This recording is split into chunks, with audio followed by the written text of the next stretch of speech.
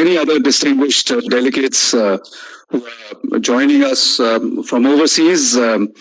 I welcome you all to this mini conference, but extremely important conference, which is leading up to the PBD in January 2021.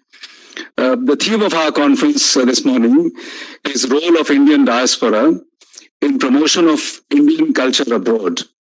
And it has been jointly organized by Ministry of External Affairs, Indian Council for Cultural Relations, and Antarashtriya Sahyog Parishad.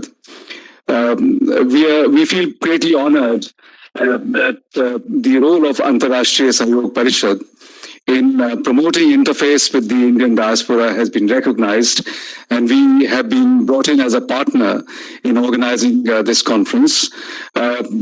The coordination in our organization has been undertaken by Diaspora Research and Resources Center, which is an academic arm for undertaking research activities on diaspora, there was need for undertaking the research and academic activities in diaspora studies, and that need was fulfilled by creating a cell unit within the Antarashtriya Sahyog Parishad with the support of Ministry of External Affairs. Ladies and gentlemen, Indian diaspora has played an important role in propagation of Indian culture abroad, and I think this has been stated in Honorable Minister of State's message contained in the e-brochure. And I would like to draw everybody's attention to that e-brochure. I think MOS's statement, in a sense, sets the tone for this conference. There is recognition and acknowledgement in Government of India for this huge and wonderful role that the Indian diaspora has been performing. This has been undertaken without any prodding by the Government of India. And I think that we need to understand that the Indian diaspora has been by itself doing this role, performing this role in propagation of Indian culture because it has a great emotional attachment to Indian culture. It is also a sense of question of identity for them. In many Garmitia countries, when the diaspora arrived, and I think this sense continues till date, in the face of adversities and oppression, the Indian community, Indian people held on to their culture. In fact, very often it is said that they held on to Ramcharitmanas and Hanuman Chalisa that they brought with them. And during my tenure in Trinidad and Tobago, I was struck actually by almost everybody knowing Hanuman Chalisa by heart. I mean, this cannot be said of people in India. So I think this sense of mooring that the Indian culture provided them, the feeling of strength that it provided them to deal with their circumstances. I think in today's context, if you look at it, because India has progressed so much in economic sphere, in many other areas, in technology, and I think it gives to the Indian community a sense of pride in having that attachment with the Indian culture and a sense of ownership. And I think what we need to do is to take this forward. We do recognize in the government the role that the Indian community is playing, but I've often believed that this recognition needs to be carried forward, taken forward. I think we need to acknowledge it much more heartily, much more than what we have done so far. To give you one example, in Trinidad and Tobago, whereas we operated one cultural center, the Indian diaspora had more than 100 very prominent and very active community schools for performing arts, and some going beyond the community schools, in fact, at the level of academies and things.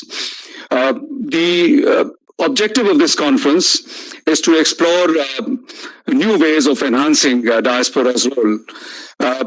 and leveraging its capacity to optimize its role. And I think 4 sub-themes have been recognized, which have been listed in the brochure: the role of diaspora in promoting Indian culture, improving cultural exchanges, projecting India's soft power issues have become extremely important as a matter of perception, and engaging the youth.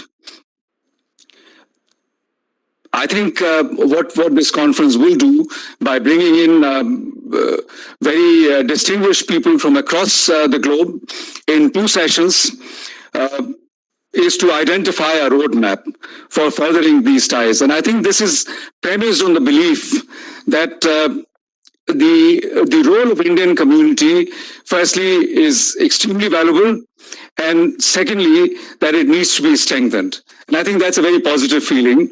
I would close my remarks by noting that we have to understand that the government of India is not a primary driver when it comes to promoting Indian culture, propagating Indian culture. Government of India is not a primary driver, cannot be a primary driver. The size of the Indian diaspora, and that is our advantage, that they are the primary drivers, and the government of India has to accept the role as a supplemental support to it. So I think with this, I'd like to begin our morning session. The first speaker is Honorable Dr. Vinay Sahasrabudhe. He is the president of Indian Council for Cultural Relations. Dr. Sahasrabudhe is a member of Parliament and the national vice president of the Bhartiya Janata Party. He's been associated for long with the research and training activities as head of the BJP's training cell for over a decade, and as vice president of the organization which is responsible for training and research for the elected representatives and voluntary social workers. Dr. Sahasrabudhe has also written several books, including Beyond a Billion Ballots, which was his research thesis converted into a book, and his latest book, The Innovation Republic, which captures 17 key governance innovations made by Prime Minister Modi's government. So with these few words, I'd like to invite you, sir, Dr. Sahasrabudhe, for your welcome address.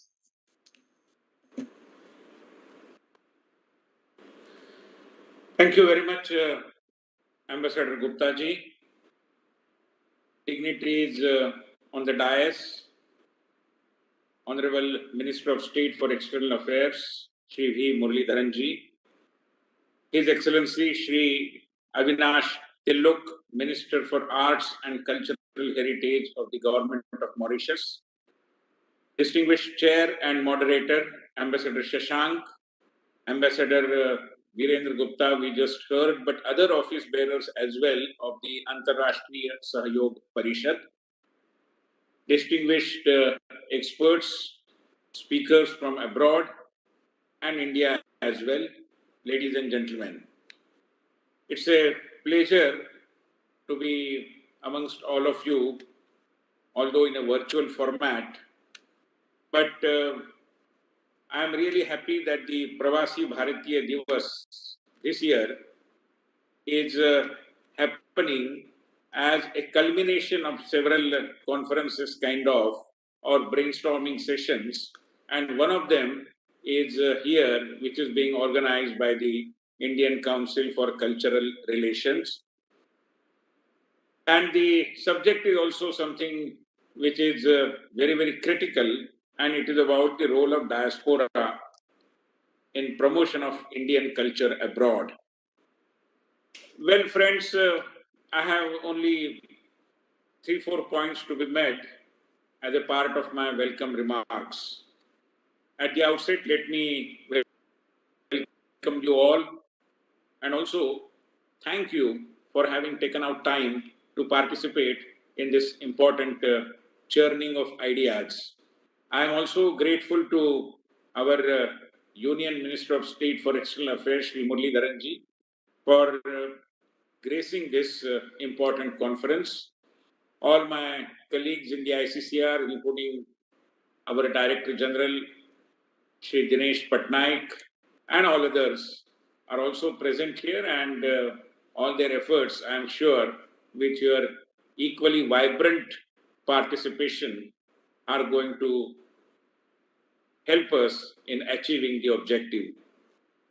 Friends, I'm really confused whether the term diaspora should be used or not, because there are various opinions about that. But I've been using it, I continue with that, and would, as a part of my welcome remarks, reflect on 3 points. First of all, although the title suggests what could be the role of diaspora in promotion of Indian culture abroad, my take on this is that whether the diaspora actively promotes Indian culture or not, at least I'm sure it has been and it will, in a more effective manner, contribute in creating the understanding of Indian culture. Because every country has its own cultural, civilizational background, and whether Indian culture as such could be promoted in a foreign atmosphere or not. But what is essential, in keeping with the spirit of Vasudhaiva Kutumbakam, or the world is a family, is that we need to understand the nuances of Indian culture and make our fellow countrymen, wherever we are staying, understand what exactly is the idea of India, Indian culture, Indian civilization, and Indian people as well. And to that end, I believe, for the diaspora people, there are several things to do. And in that context, I think, whether we can start with exploring the idea of preparing some kind of an index of the understanding about India in a particular country or in countries wherever we are currently staying. What exactly on this index, where exactly do a particular country stands? Whether it is high on that index or it is low on that index. And if it is low, how can we enhance understanding and bring that particular country, the particular society there, a little above on that index, a little up on that index? It's something which is for all of us to decide. Because although in India, a separate branch of knowledge, a discipline like diaspora studies, is not so very cultivated. I would urge all those who are into academia that they should also explore the idea of evolving this particular discipline within India itself as to what exactly are the diasporas doing in their countries, how they have contributed, and what exactly are the social and cultural issues that are affecting the diaspora societies, diaspora communities.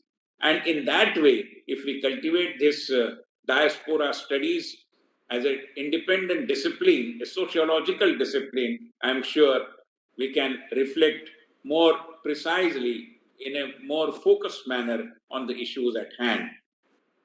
In the context of the index of understanding of India, if at all we are able to evolve that, how can we enhance that understanding remains the focused agenda.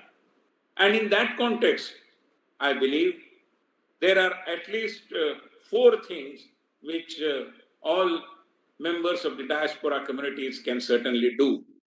Firstly, enhancing interaction with the local communities so that through our interactions, through our dialogues, through our community gatherings, through our participatory approach in the local communities, we can enhance the level of understanding about Indian culture in the countries wherever we are. That is point number 1. Point number 2, we have to engage in a more effective manner with the local media. I don't know whether the local media gives adequate importance to Indian diaspora and the activities by Indian diaspora, thereby India as a country and Indian society as well. This is also extremely critical. Recently, ICCR undertook a kind of a study of various textbooks in different countries, and there are several revelations which should make us sit up and think about. And in that context, I believe enhancing the level of India literacy, media, since it plays a key role, I think our engagement with local media, whether TV channels, social media, or mainstream media, it's something very, very critical. And I would urge upon all the honorable members who are participating in this conference to focus on this as well. The third, and perhaps more important, is our more meaningful, effective, and proactive engagement with the academia in our countries, whether universities, whether teaching communities, whether those who are on various bodies of universities and think tanks as well. Traction with is also extremely important. The opinion making that takes shape through academia, and in that context also, we can evolve a kind of an agenda as to how do we make India something which is properly understood by the members of the academia in our countries as well. Lastly, our interaction with the local civil society. Civil society is a comparatively new phenomenon, but I think their role in opinion making is something very, very important.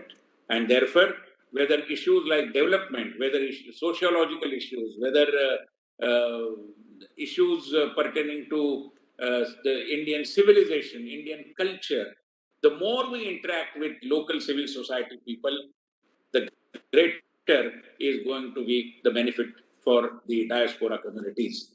I would suggest that during the day-long deliberations today, members of the diaspora communities who are participating in this important conference would definitely take all these points also into consideration. Insofar as ICCR is concerned, we have several measures that would enhance our interaction with the diaspora communities. We are now going to have a separate and independent approach for greater participation of diaspora communities in Indian cultural centers abroad. Most of them are now known as Swami Vivekananda Cultural Center, as we are all aware of. And therefore, I would definitely suggest all of you also to come out with a set of suggestions for ICCR to work upon. Once again, I extend a warm welcome to Honorable Minister of State for External Affairs, Shri Muralidharanji, and all other dignitaries who are participating in this important conference. Thank you very much. Namaste. I thank President of ICCR for his extremely valuable remarks, welcome address, which contained a number of very important suggestions. I think the role of diaspora in creating a better understanding of Indian culture, and I think that could hardly be overemphasized. That would require greater coordination and communication between the Indian missions and the local Indian community organizations. And I think the point that you made, sir, about interaction with the local communities and local civil societies is also extremely important, because when you talk about India's soft power and India's culture, it cannot remain restricted to PIOs. Very often, in fact, and this is not meant to be a criticism, but very often the activities of our cultural center have very largely remained restricted to the PIO communities. And I think that would not serve the desired purpose, because the idea is to reach out to a larger population base. Your point about local media, sir, interaction is extremely important, but I found that the Indian communities generally are very self-effacing. Many of these activities are undertaken by socio-cultural organizations or religious organizations. And many of these socio-religious organizations, I think because of our values, they don't talk about what they've been doing. And but I think the interaction with the local media is extremely important because media must know, and I think that is where the missions can play a role. At this stage, I'd like to invite Honorable Minister of Arts and Cultural Heritage in Mauritius, who's our guest of honor, Honorable Shri Avinash Tiluk. Honorable Tiluk has been the Minister of Arts and Cultural Heritage in Mauritius since November 2019. He studied law in UK and Australia, and he has been taking active interest in political affairs in his country for the last several years. I think one of the distinctive things that I must mention is that he's one of the youngest ministers in the present cabinet in Mauritius. So I'd like to welcome you, sir, and invite you to make your address.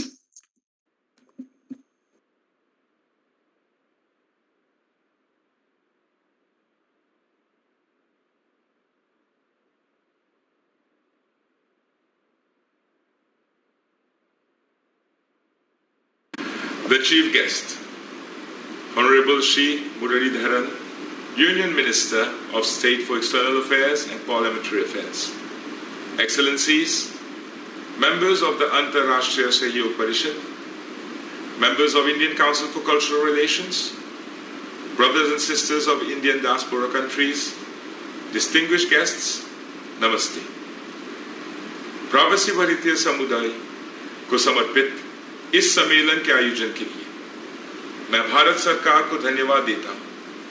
Bharat सरकार के पहल पर साल 2000 से इसका आयोजन होता आ रहा है। ये प्रवासी भारतीय समुदाय के लिए सिर्फ गर्व की बात ही नहीं, बल्कि एक विशेष और प्रतिष्ठित क्षण है। Virtual meeting has now become the new normal since the outbreak of COVID-19, and it is vital we stay connected despite the limitations of our cross-border movements. In these unsettling times, I would like to say that my thoughts are with all those affected by the virus all around the world. As life continues through the disruption, I sincerely hope and pray for safer days. Excellencies, ladies and gentlemen, I also take this opportunity to pay my respect to Sri Atal Bihari Vajpayee ji, as the idea of this union of brothers and sisters across the world was germinated from him. Indeed, a man of great vision and action. कला और संस्कृति विरासत मंत्री होने के नाते मुझे गर्व है कि मॉरिशस एक समृद्ध भारतीय डायस्पोरा वाला देश है, जो कि हमारे बहुसंस्कृतिक राष्ट्र के एक बड़ा हिस्सा है. Recently, Mauritius commemorated the 186th anniversary of the arrival of indentured laborers. The Pravasi Ghat, situated in the capital city of our island, is a world tangible cultural heritage, symbolizing the Mauritian government's determination towards preserving the identity of our roots by recognizing the contribution of our Purvaj in the creation of our nation's economic prosperity. Classified as UNESCO's World Heritage Site, the Ghat bears testimony of thousands of Pravasi Mazdoor जिन्होंने अपनी कड़ी मेहनत से इस देश का हर पत्थर को सोने में बदल दी है. भाइयों और बहनों, आज हम अपनी संस्कृति को एक जानदार प्रवासी भारतीय समुदाय के रूप में मना रहे हैं. हमारा ये वर्चुअल जुटाव हमें हमारी जड़ों से जुड़े रहने की कटिबद्धता दर्शाती है. देवियों और सज्जनों, मॉरिशस भारतीय संस्कृति और परंपराओं वाले एक स्थापित राष्ट्र है. India-Mauritian relationship is a special one. And as part of our close ties, we have a strong collaboration on public health care. And we have been working closely since the outbreak of COVID-19 pandemic to the world. Mauritius is known to be COVID safe due to the bold measures established by the government, led by the Prime Minister of the Republic of Mauritius, Honorable Shri Pravin Kumar Jagannath, and the government of Mauritius would again like to thank the government of India and His Excellency Shri Narendra Modi ji for their unflinching support. Beside the public sector, India has continuously helped us achieve modern infrastructural development, such as the Metro Express project, whereby we will shortly be celebrating its first year of operation, a new state-of-the-art ENT hospital, and the Supreme Court building. Ladies and gentlemen, Mauritius is a multicultural nation and is home to various cultures, traditions, languages, and these elements define us as a rainbow nation.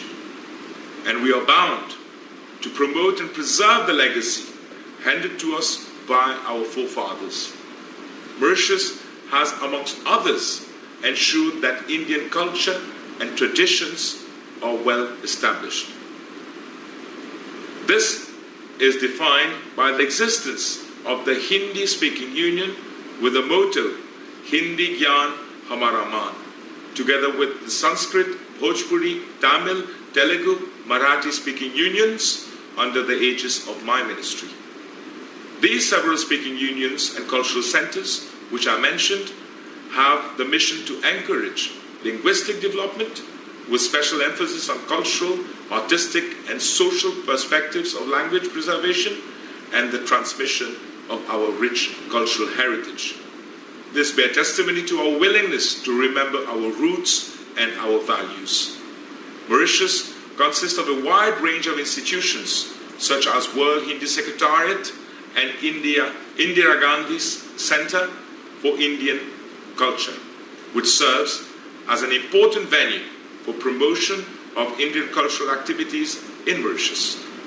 The Indira Gandhi Center for Indian Culture holds classes in disciplines of Hindustani music, Kathak, Tabla, Yoga, and for Mauritian students. We recently celebrated the Bhojpuri Utsav at the Indira Gandhi Center for Indian Culture, as mentioned by the Prime Minister of the Republic of Mauritius during his speech last year at the 15th Pravasi Bhartiya Divas. This year, Mauritius would have hosted the Bhojpuri Mahotsav, comprising of delegates and stakeholders across the world. The aim of the Bhojpuri Mahotsav was to provide a platform to promote Bhojpuri language at an international level. However, due to COVID-19, the Mahotsav could not be held. Depending on the evolution of the prevailing situation relating to the pandemic, the Mahotsav will be held in due course. Coming back to the World Hindu Secretariat, the official launching of the construction of the World Hindu Secretariat headquarters was performed on the 12th of March 2015 by His Excellency Shri Narendra Modi ji, Prime Minister of the Republic of India, and the Right Honorable Sir Anirudh Jagannath. The activities of the World Hindu Secretariat has always been in touch with the Indian Diaspora Committee. Activities such as workshops, seminars, and competitions enable the diaspora to strengthen cultural ties. Today the headquarter is fully operational and is governed by an Act of Parliament whereby both Mauritius and India shall cooperate to promote Hindi as an international language.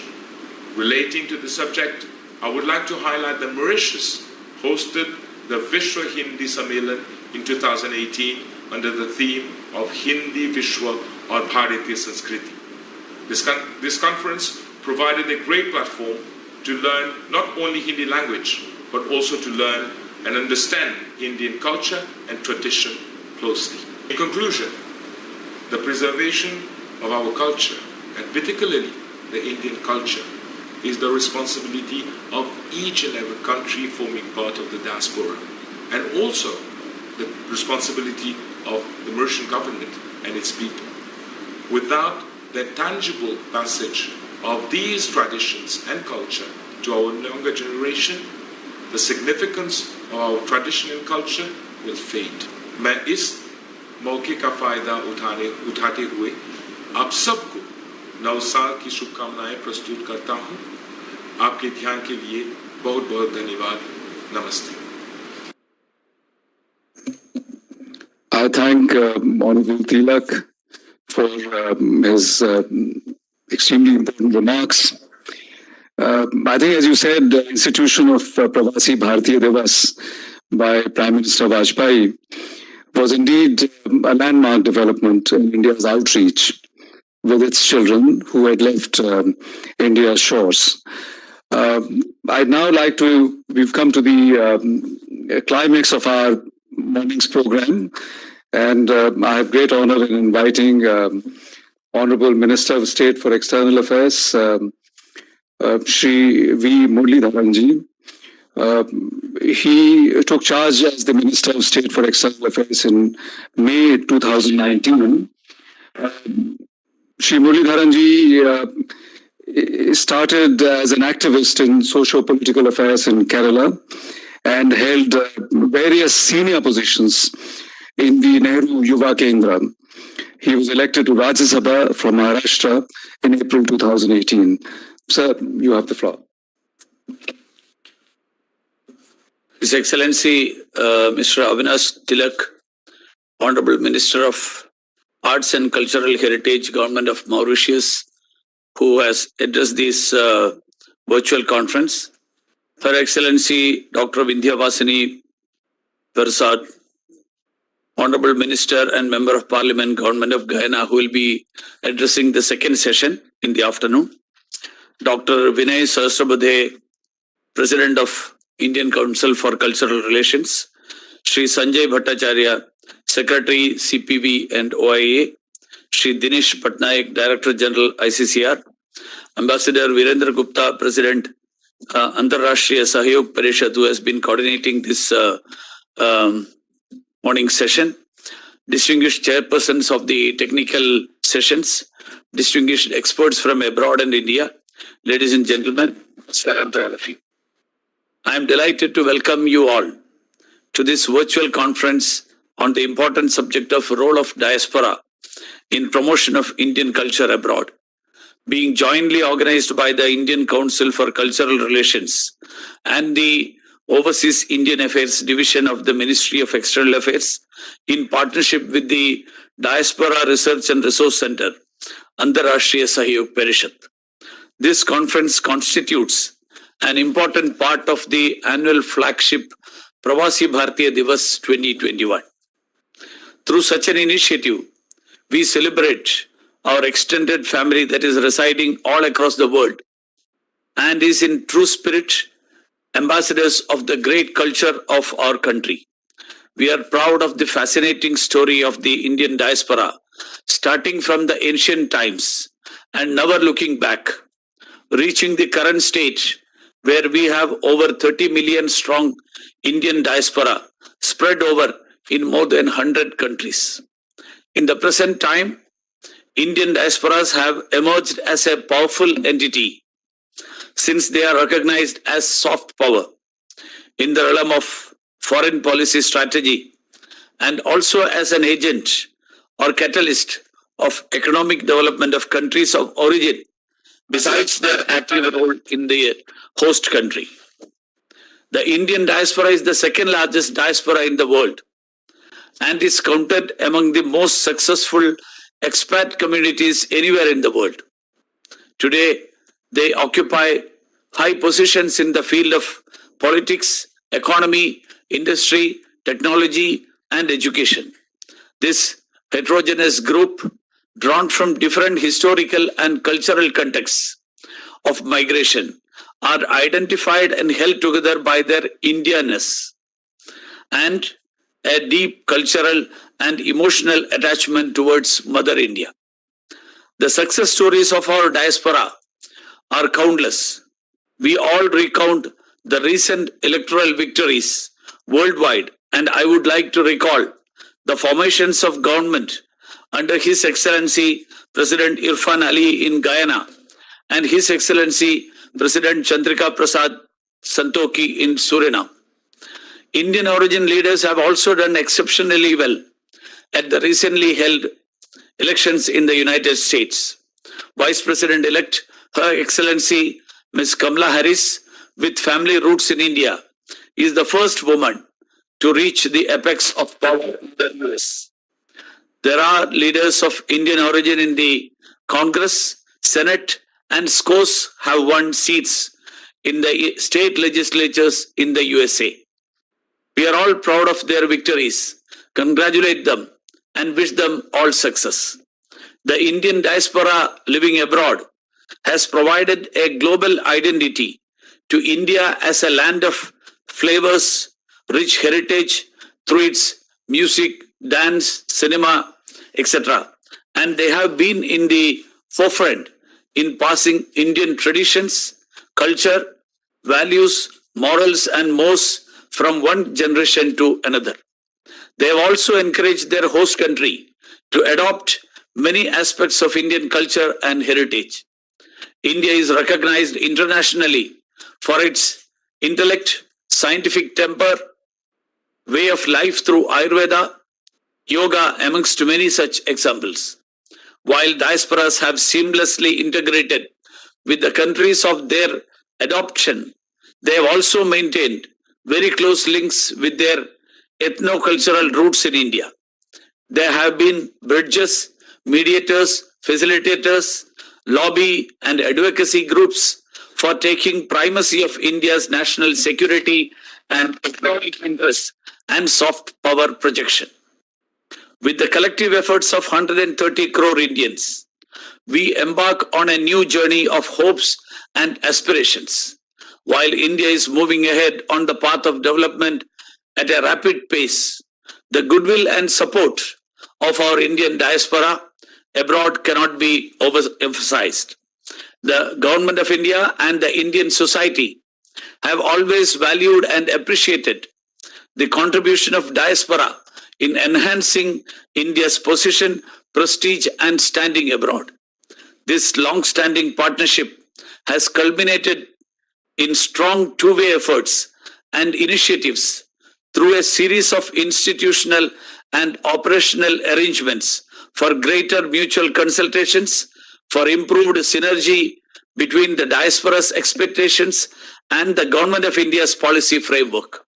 In this context, we may recall our extensive diaspora-specific programs, namely exchange programs, ICCR scholarships, youth exchanges, distinguished and academic visitors program of ICCR, ICCR-sponsored artists in performing and visual arts, ICCR's academic programs through Indian church for promoting Indic studies, Indian languages, Indian history and culture, Indian Technical and Economic Cooperation Program, that's the ITEC, Cultural Fests, Indian Cultural Centers abroad, and many more.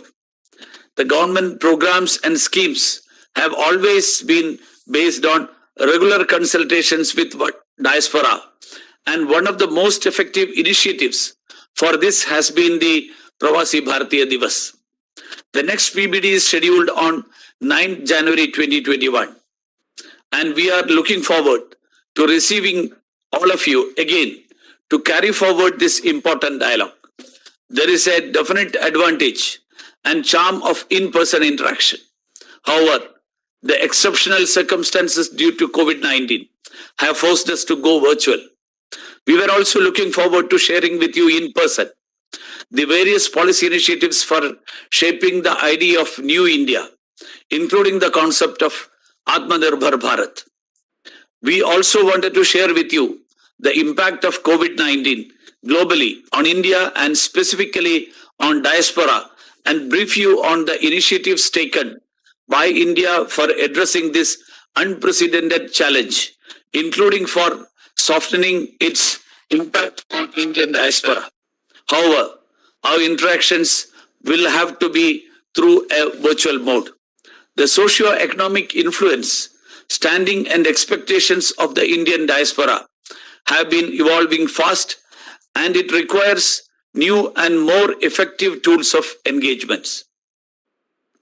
We are accordingly approaching this theme, that's the role of Indian diaspora in promotion of Indian culture abroad, with an open mind, and are willing to discuss and explore the measures, including at the level of policy, institutional arrangements, and execution. In this session, we will look forward to listening to your views, your ideas for refining these tools under the 4 sub-themes relating to cultural promotion, cultural exchange programs, culture as a vehicle of soft power, and engaging the youth. The Government of India Diaspora Partnership for Cultural Preservation and Promotion has worked very well. However, a significant share of cultural penetration abroad has been carried out essentially by the diaspora organizations. Building on this strength, a time seems to have come to explore new ways of further enhancing the diaspora's role in promotion and preservation of Indian culture abroad. We completely realize that the character, capacity, and needs of diaspora evolve with each generation, and this process has accelerated in the digital era. The interests, needs, and expectations of the youth are changing fast, and policy adaptations need to keep pace lest it causes any disconnect. Our objective is to make this government diaspora collaboration for cultural promotion abroad more effective, focused, and self-sustaining, with a special emphasis on engaging with the youth. Let the diaspora take a greater ownership of the process. Finally, I wish to profoundly thank the partner organizations for their support and all of you for your valuable time, and hope that the deliberations and discussions in the coming sessions would be fruitful and constructive. Thanking you all. I thank the Honourable Minister for his inaugural address. And as you said, sir, the people of Indian origin living in different parts of globe, they're really part of our family, extended family, how we call them Bharatvanshis. You referred to the huge and continuing progress made by people of Indian origin in almost all spheres. Economic, technological, in the fields of art, and more recently that we have seen in the field of politics. And I think when you begin to look at how the Indian community has begun to exercise its role in the political spectrum is when you accept that they have really accepted the integration in their respective adopted societies.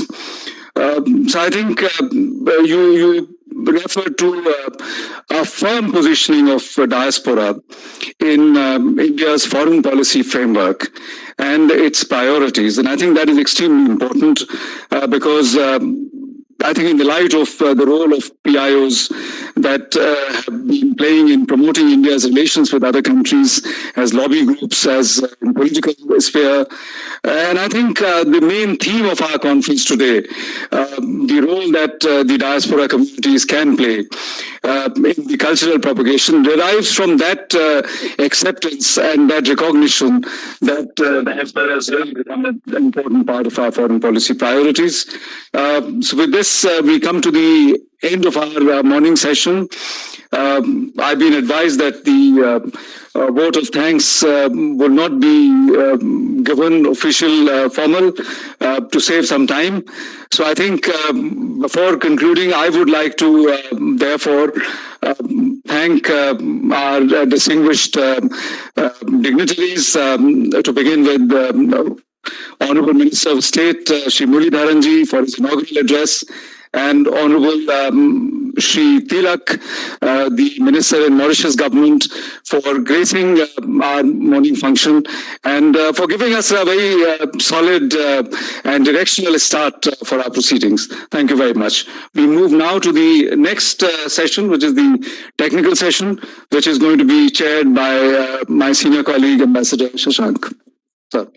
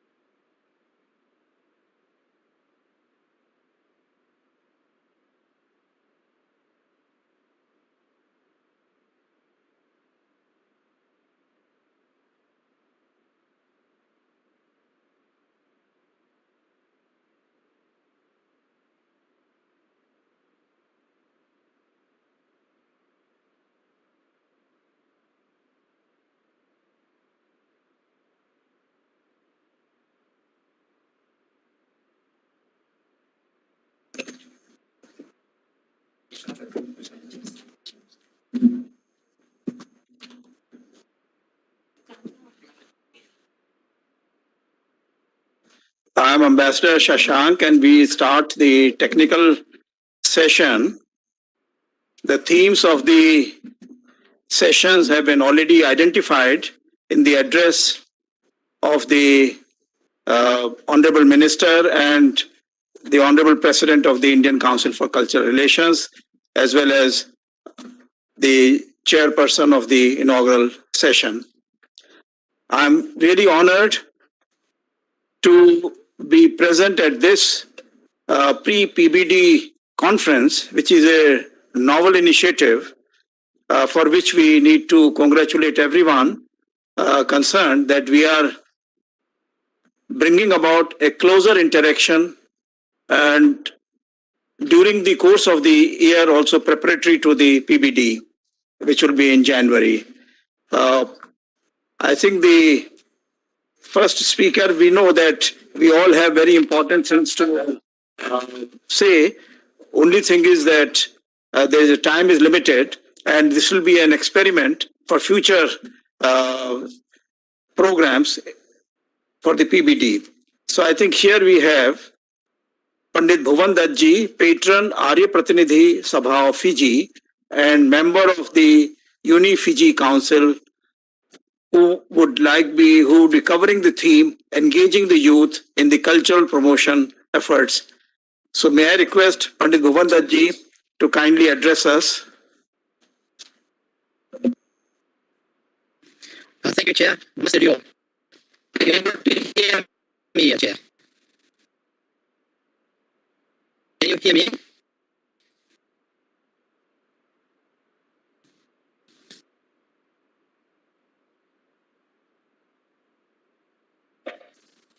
Please raise your hand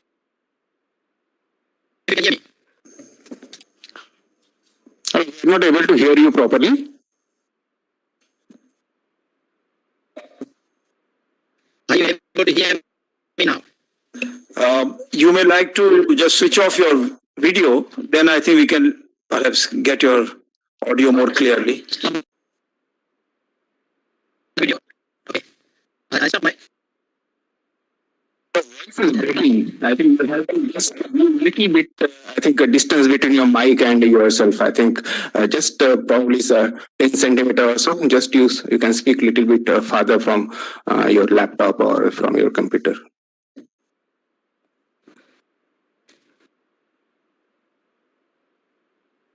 Is it better now?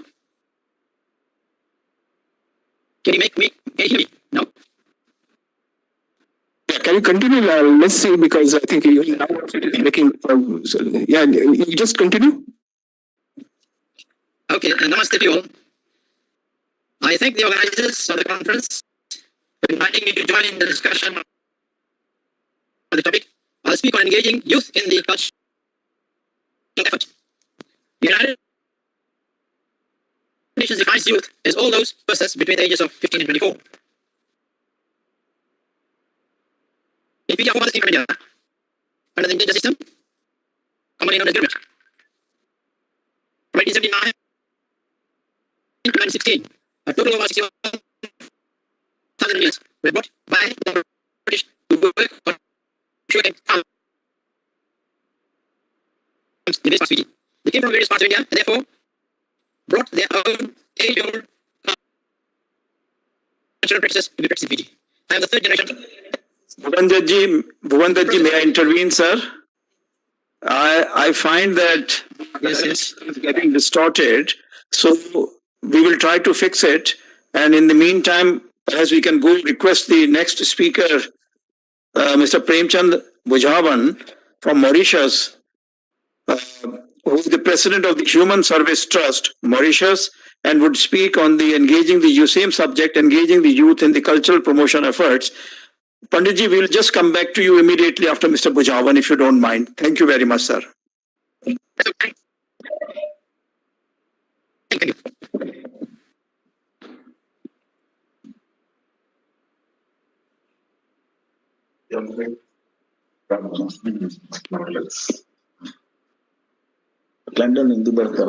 Mr. Bhujavan, the floor is yours. Yes. Namaskar to everybody. And it's a pleasure to join this conference from Mauritius. We just heard the inaugural session, and Sri Virendra Gupta ji spoke about bringing Ramayan and Hanuman Chalisa from abroad. This happened to many countries, to even Mauritius. Our ancestors, when they came to Mauritius in 1834, and before that, they were bringing their religious books, the only support, because those atmosphere of atroce was very, very painful.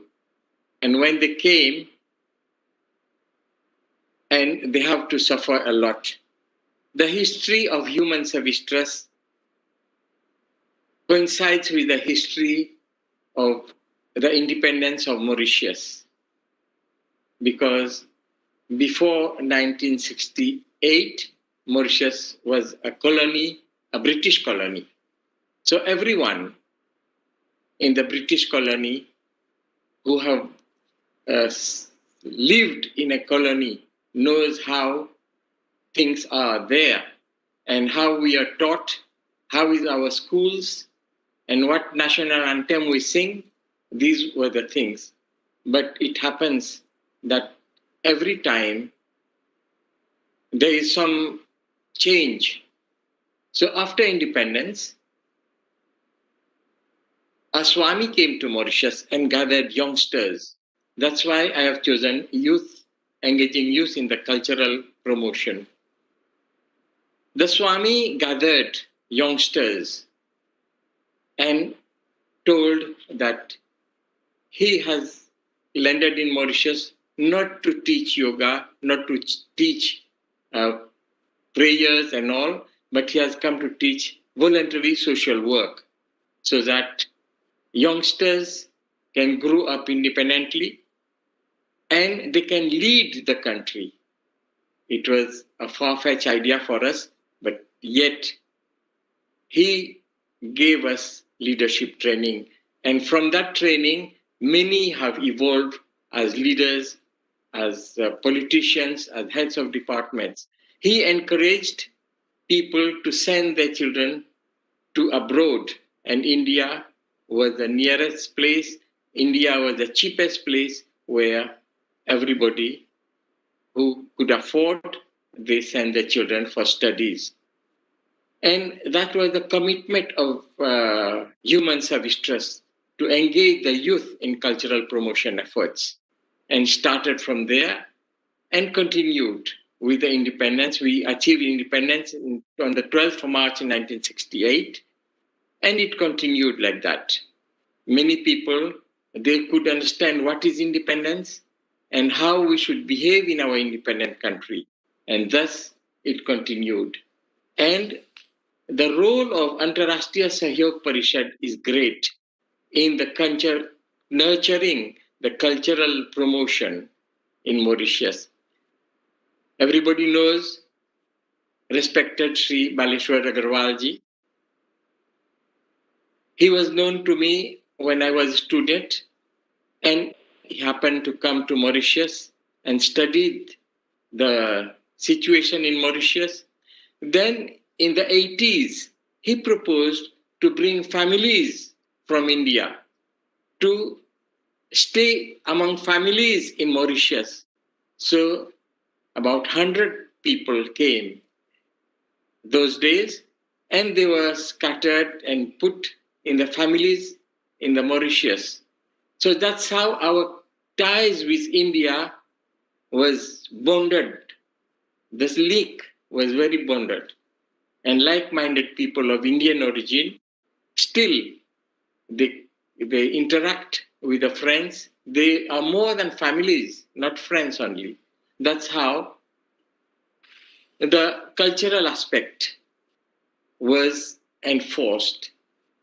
And now the human service trust, whatever the association learned, the members learned, they started practicing. And this was by inculcating into the youngsters to know the culture of a country, to know the culture of oneself. The parents are mostly responsible. And the Swami then insisted upon the parents that teach your children, teach them Hindi. That's how we have just heard our minister Avinash Tilak. He spoke in Hindi. मैं भी हिंदी बोलता हूँ. Hindi was being taught in schools among other languages. And the Ramayana, learning of Ramayana, Gita, Hanuman Chalisa, chanting bhajans and kirtans. This was the job of Human Service Trust to propagate. And we have been chanting Ramayana. And we can say in Mauritius, the propagation of Ramayana chanting, because previously it was being sung in only 2 rags. And now we have learned to add some put to it. And everybody, when they chant, the youngsters, they chant Ramayana, they add some put to it. And Samput makes it very interesting. Even we do radio programs, television programs chanting Ramayana, and it has become very interesting. Even school children, they go into competition to chant Ramayana, Bhagavad Gita, Hanuman Chalisa. And this competition encourages them to learn more about the culture and learn the language. That's how it has been being done. And now, to continue with this, the system we have been adopting, we conduct yearly residential seminar for youngsters. We conduct seminar for 1 week for youngsters who are secondary schools, students of colleges, students of university. They stay together for 1 week and learn the various values. They learn about Indian culture. They learn kirtans, bhajans, chanting, and they do drama even. So all the festivals, the Indian festivals are being celebrated very, very copiously. We start from Mahashivratri. We continue with Ugadi. We go with all the Indian festivals, we can say. And it comes to Diwali. Diwali is a national festival nearly. Everybody just puts light in their houses for Diwali.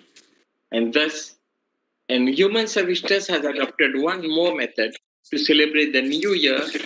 The 31st December, we start chanting Ramayana. We start chanting Ramayana, Akhanda Ramayana. It goes on whole night, 31st. Chaji, may I request you to kindly expedite? Yeah, thank you. Yeah. Bhuvanji is waiting. And like this, we enter the new year by chanting Ramayana. That's all. Thank you very much, and I wish you all well. Thank you very much, sir. We are very honored to listen to you. That one of the difficulties which we have always found about engaging the youth, and you have done that very successfully and for a very long time. So, very hearty congratulations to you. And I think we need to put up the best practices being followed in different countries, including Mauritius, and take them elsewhere also. So, may I now request Bhuvan Dattji, if he is ready, would you like to try once again? And we have to also keep in mind the time limitation, because this is the first time we are holding such a conference, so many prominent personalities to speak to us. So we will try to limit it to 5 to 6 minutes, please. Thank you very much. Bhuvanji, are you ready? Yes, thank you. I thank the organizers of the conference for inviting me to join the discussion on this topic. I'll speak on engaging youth in the cultural promotion effort.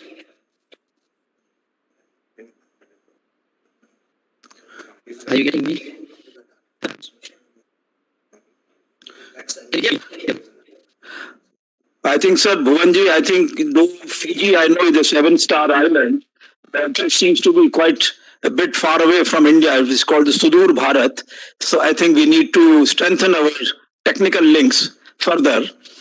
And so we will try once again after if you kindly give us more time. I don't know whether it is this side or the other side or somewhere in between. So Bhuvanji, would you like to try after another towards the end of the session now, if that is convenient to you? In the meantime, I can request Mr. Surya Ambati from Australia, who has been leading the Indian community welfare programs in Western Australia, Perth, and he would like to speak about role of diaspora in cultural promotion. So I would request Mr. Surya Ambati to please now take the floor and keep to the limitation of the small time frame that we have.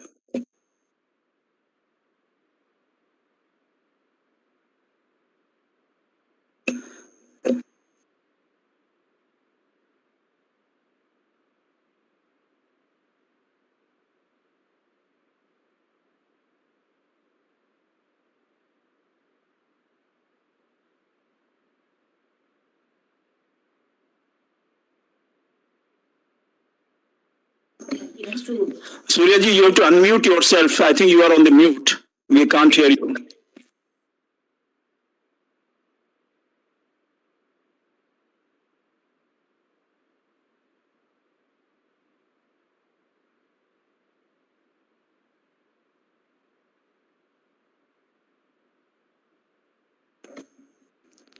Hello, yeah, we can't hear you. Can you unmute yourself?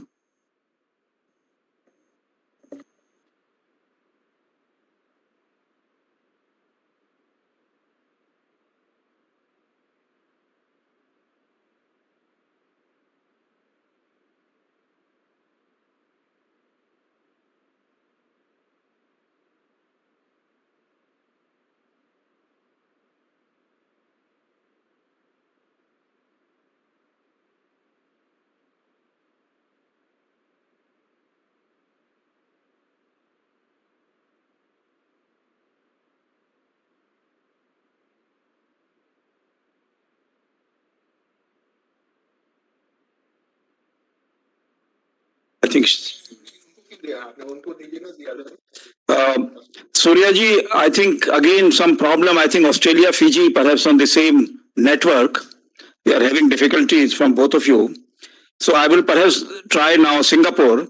Dr. Gauri Parimu Krishnan, who is the founder, director of Indian Heritage Center in Singapore. And I have visited the center there, very, very impressive. So kindly speak to us on the subject of strengthening the cultural exchange programs. And my apologies to the previous two speakers whom we can't hear because of technical things. So Gauri Krishnanji, kindly take the floor.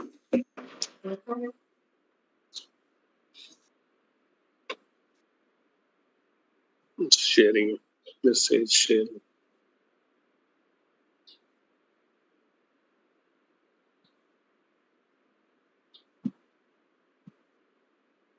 Start video.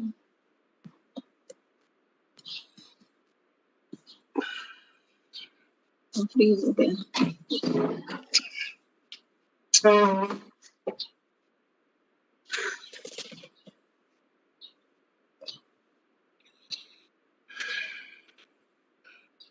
अरे पर video तो freeze हो गया. No, it's sharing already.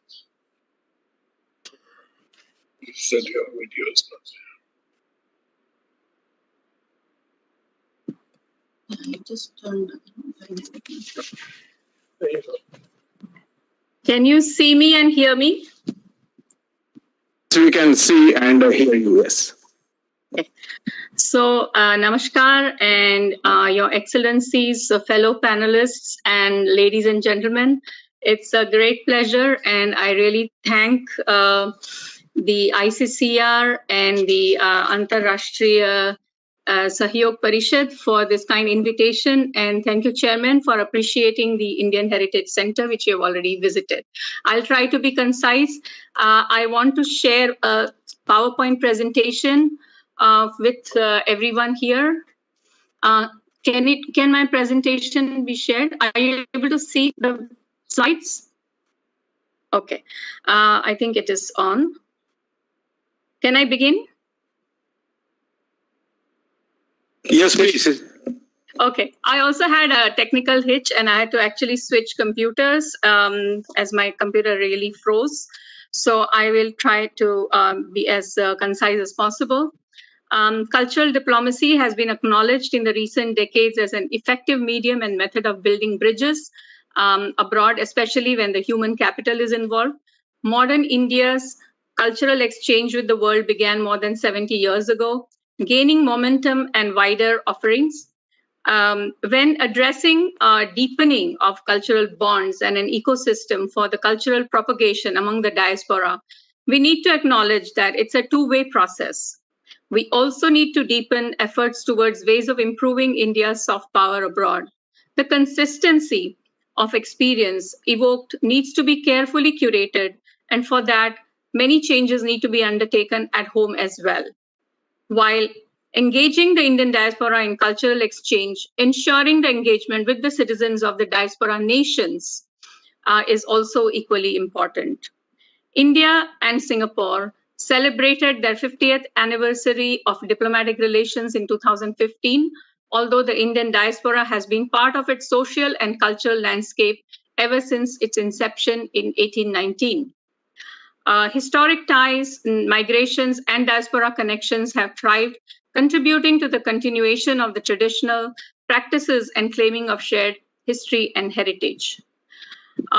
So coming to the Look East policy in around the 1990s, and also it has been further nurtured by the current Prime Minister, Honorable Prime Minister Shri Modi's Act East policy even today. And I have personally watched this space since early 1990s and have been involved with many projects over the past 27 years. Being an active participant, I can say confidently that Singapore's institutions have been direct beneficiaries of these diplomatic ties since last 30 years. And I hope that these connections will grow and thrive and deepen with time and the Indian diaspora take greater interest and involvement. So under the first executive program, sorry, let me start sharing the slides. You're sharing.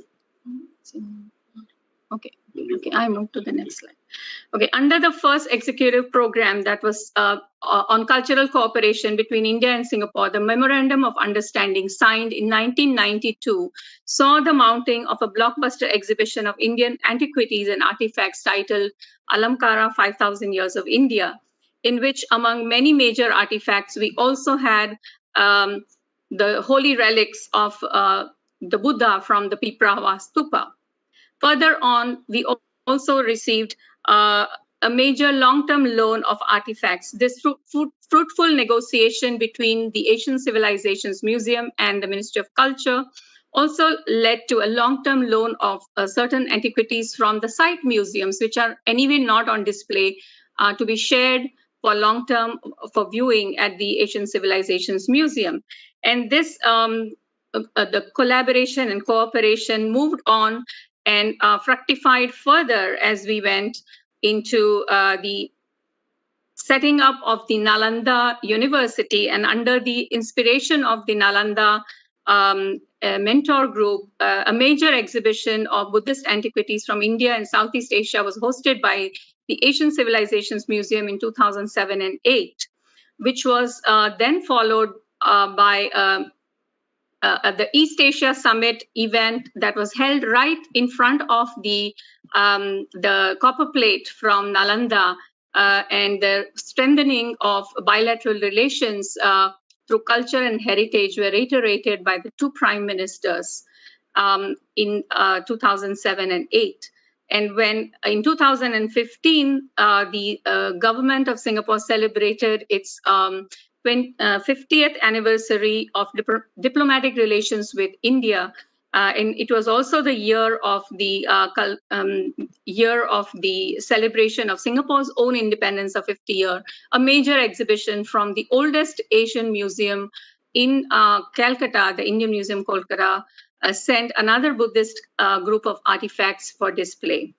Moving into the Indian Heritage Center, which was just referred by Chairman, in 2015, Government of India sent 4 busts of the nationalist leaders, Gurudev, Rabindranath Tagore, Mahatma Gandhi, Netaji Subhash Chandra Bose, and Prime Minister Jawaharlal Nehru, which was a very kind gesture in recognition of the Singaporean Indians community's contribution to India's struggle for independence and self-rule.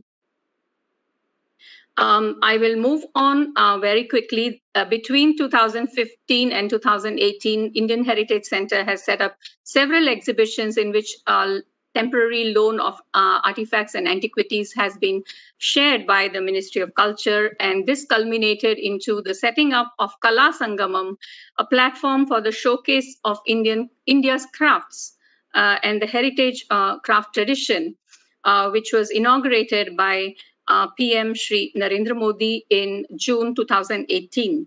Moving into the recent PBD, the 2018 Pravasi Bhartiya Divas, in which I was also involved in my small capacity as a curator, I would like to highlight that in future planning of PBDs, more opportunities be created for the diaspora's participation to showcase their culture and take these showcase performances to the heartlands of Singapore, where common public or other races and other nationalities can also watch and celebrate the Indian diaspora's heritage. This exposure will go a long way in reinforcing harmony and mutual understanding.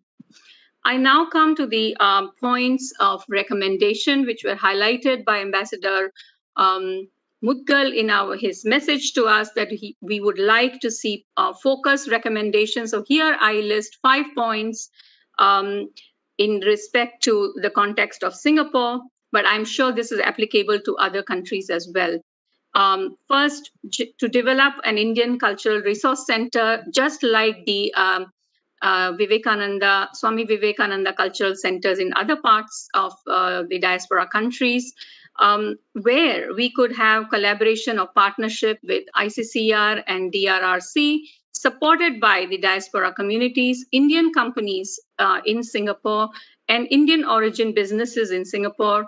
Also collaborate with museums, heritage centers, Indian arts, religious and cultural centers, where the focus of interest could be literature, spirituality, performing and visual arts, and media. My next point is to reiterate. Madam, I would like you to kindly quickly finish because others are waiting. Sure. So highlighting the residency programs, I've come to my last slide, sir. Also focusing on collaboration with tertiary institutions so that the projects that are done by the residency programs can also be offered digitally. And collaboration in research projects, which I think is a very important aspect of tangible and intangible heritage. Co-curation of exhibitions of Indian art from our regional and state museums, where we can also tie up tourism. Some ideas have already been shared in the presentation. And last but not the least, also involve expertise of diaspora experts in the development of our heritage sites in India and museum development, whereby the diaspora can advise and train our staff in modernization projects as well as in the development of content creation. That would be all for now. Thank you. Thank you very much, Dr. Gauri Krishnan. And Singapore has given its own best practice result of carrying the cultural heritage of India to a friendly neighboring country. And perhaps we can try to see how best these things can be replicated elsewhere also. I find that Mr. Surya Ambati is perhaps ready to come up with his. I will request him to make it just about 5 minutes or so, sir. So you have the floor, Mr. Ambati.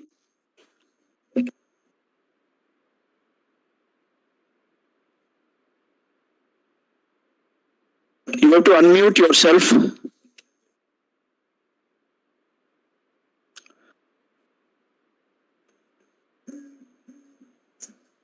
क्या हो गया वहीं बैठे हैं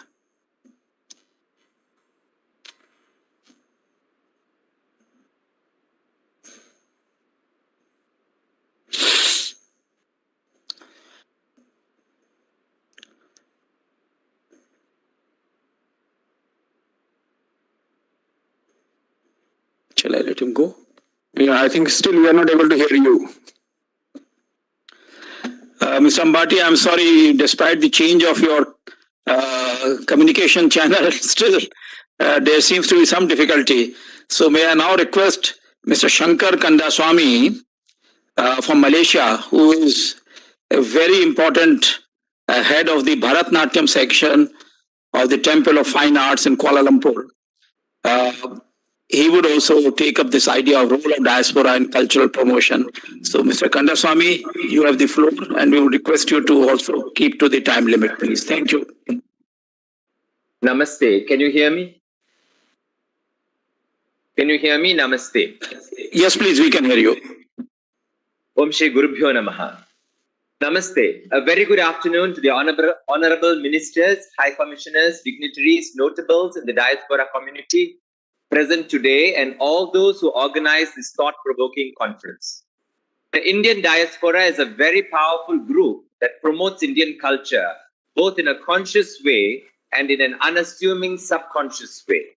It is a well-known fact that with migrating ethnic groups, the commitment and tenacious upholding of their cultural practices and socio-religious belief systems is superlatively commendable to a point that in many instances, they may supersede even the current practice in their motherland.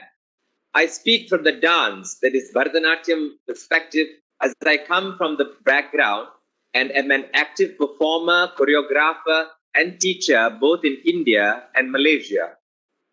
Malaysia is proud to have some very prominent names in Bharatanatyam, which have made a mark not only internationally, but in India, the motherland. We have names like Padma Shri Dato Ramli Ibrahim, Ajit Bhaskar Das, and Mevin Ku, to name a few. The Temple of Fine Arts Malaysia, the institution I come from, is an international organization established by a Hindu monk, Swami Shantanand Saraswati from Rishikesh, purely for the promotion of the Indian fine arts of classical music and dance. The institution looms forth as a major contributor to Indian culture in Malaysia and works closely with the Malaysian Ministry of Culture, Arts and Tourism for the same. I head the Department of Bharatanatyam, which has branches in major cities in Malaysia, while Kuala Lumpur is the main center with a total population of around 1,000 students learning all forms of Indian classical music and dance, both from the north and south of India. Malaysian Indian artists have made impressionable marks in the cultural scene, not only internationally, but also in India, the motherland, and have been invited by the government of India for the same. Just a couple of years ago, in the year 2018, the famous International Dance Festival held in Konarak, Orissa, had invited Sutra, that is the dance theatre ensemble headed by Padma Shri Dato Ramli Ibrahim, and our institution, the Temple of Fine Arts, to present Odissi and Bharatanatyam respectively. The Temple of Fine Arts was given the opening night to present Bharatanatyam, and we received a very commendable review by some of the prominent critics of India in the following week's The Hindu. Such is the soft power of the Indian diaspora in Malaysia. The Temple of Fine Arts, while in Malaysia, has some of the topmost dancers in the field in India as heading the respective faculties of dance. For Odissi, we have Sri Ratikant Mohapatra, son of legendary Guru Kelachand Mohapatra, as the head of the department.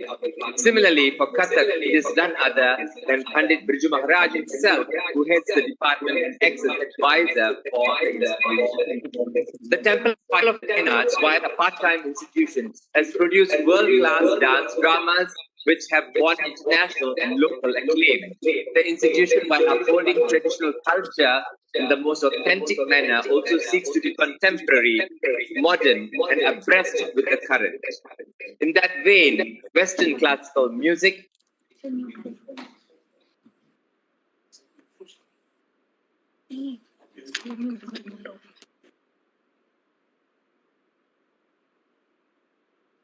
as well as world culture, and also within the intra-Indian disciplines. Students are exposed to a vast corpus of Sanskrit shlokas and Tamil literary works as to the dance forms, particularly Bharatanatyam and its theory. And this gives them a sound insight into Indian culture and tradition. Yoga is also a core discipline offered, and this forms a relevant base into the physical disciplines of the dance. The systematic teaching of the composite cultural forms like Bharatanatyam and all the North and South Indian classical music disciplines creates a powerful diaspora of Indian youth who are significantly informed and have a strong practical working knowledge of our rich Indian culture. This then empowers the diaspora of Indian youth with the soft power of Indian classical arts, making them young ambassadors in a small yet significant way, promoting Indian culture, if not as active performers, as informed audiences for Indian art the world over, especially with the profuse availability of Indian art through the electronic media today. Can I be heard still? Yes, thank you very much. Yes, we are hearing you clearly. Now, very quickly, with this as a significant background, it is recommended that the Indian government representational organizations, councils, and missions support the efforts of Malaysian Indian institutions in a range of areas, and this applies to the entire diaspora, not just Malaysia. Number one, accord accessibility into India via immigration, cultural visa status for frequent travel to attend conferences, short courses, presentations, workshops. Number two, avail leading artists of India to conduct extensive residential workshops, short courses for the diaspora. Number three, offer regular platforms in India to showcase the professional level of diaspora talent. Number four, offer scholarships to exceptional diaspora Indian artists, both for academic and practical training. Number five, create platforms for collaborative ventures which combine Indian and diaspora artists. Number six, to run appreciation programs which educate the public into the features of classical arts, hence creating a culturally aware diaspora. And finally, provide a talent resource of dance and music teachers who could serve the rural Indians of the diaspora, making Indian culture available to the remote diaspora Indians, not just those in the metropolises.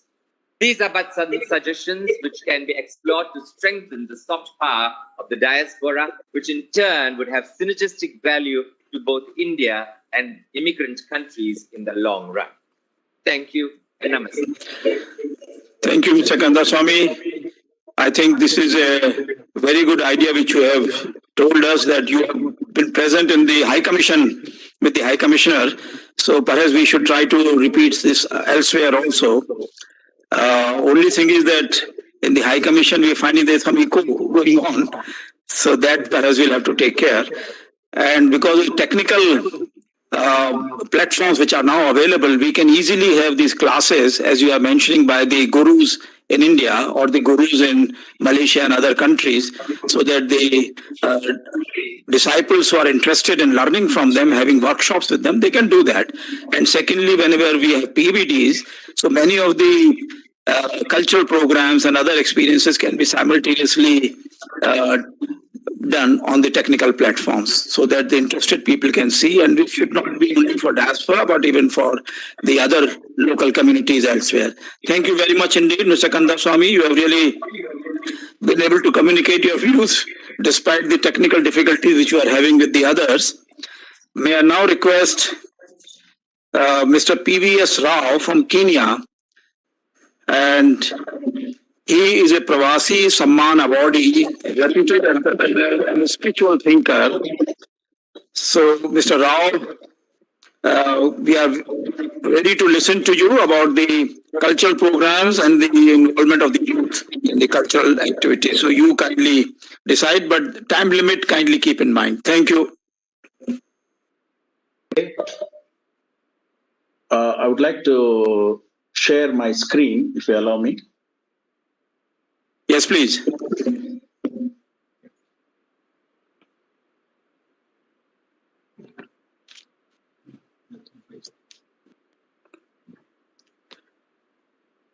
Honorable Sri V. Muralidharan, Minister of State, Foreign Affairs, and Honorable Sri Avinash Tilak from Mauritius, Minister for Art and Culture, and Honorable Sri Dr. Vinayji, the President ICCR, and Honorable Ambassador Shashankji, and distinguished speakers, ladies and gentlemen, Namaste Jambo. Greetings from Kenya and diaspora of Kenya. I am deeply honored to be part of this unique conference conducted by ICCR. India is a country with culture that still lives among the 28 ancient cultures of the world. My country's age is not enough for the measurement of the world historians and researchers. This is my India's greatness.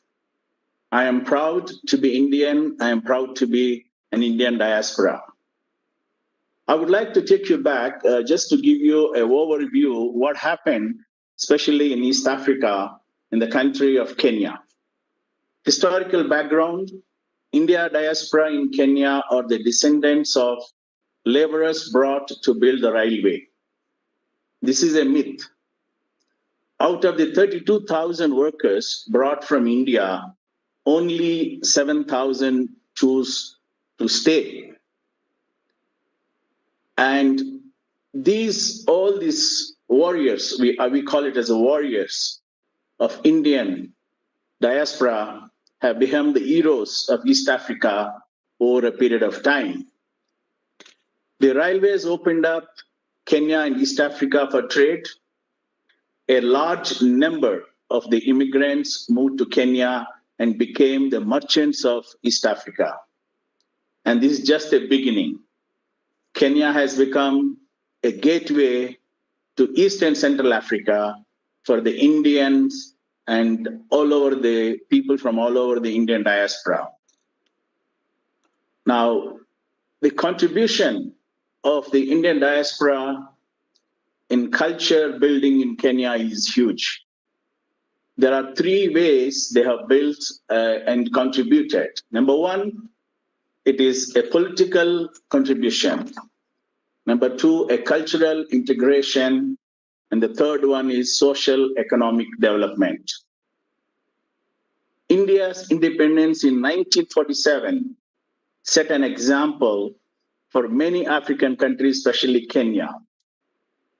African leaders in Kenya, inspired by our Honorable Jawaharlal Nehruji and our father of a nation, Mahatma Gandhi.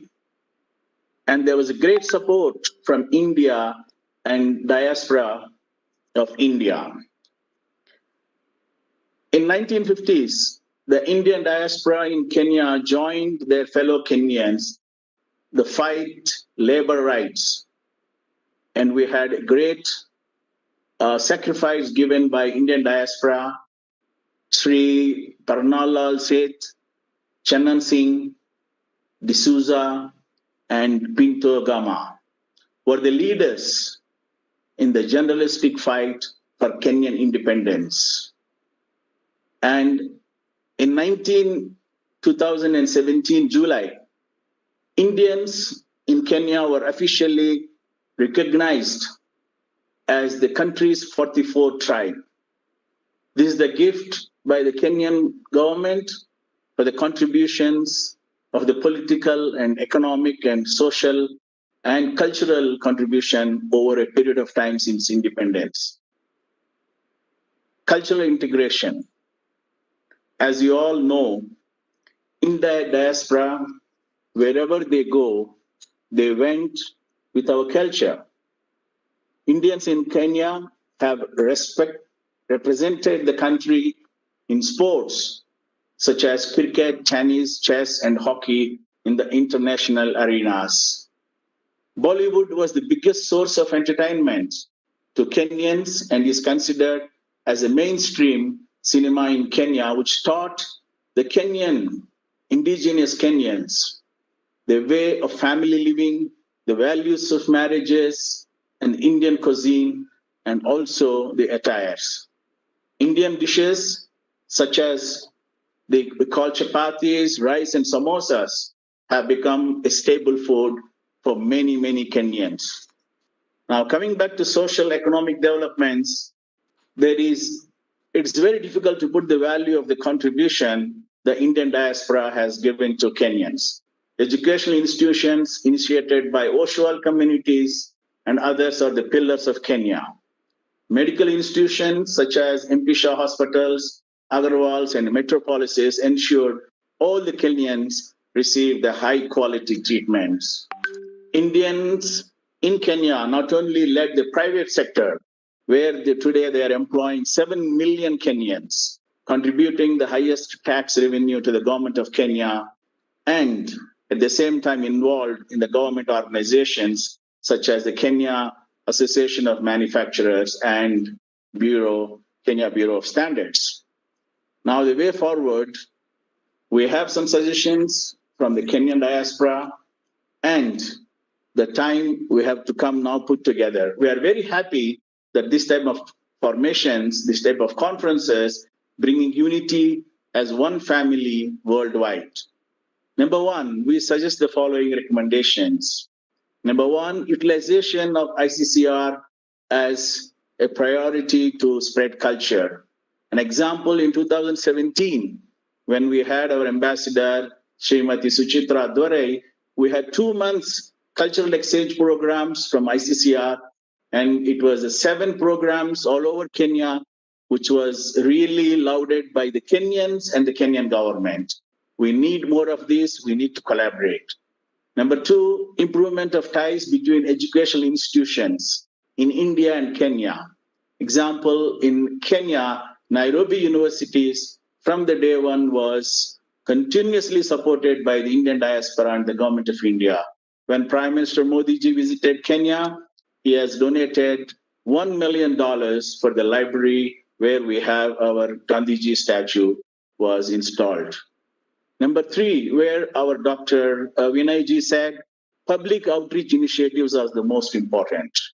And I think this has been already practiced by Satya Sai International Organization, which has been recently accredited by the United Nations for their social service in 100 countries in the world.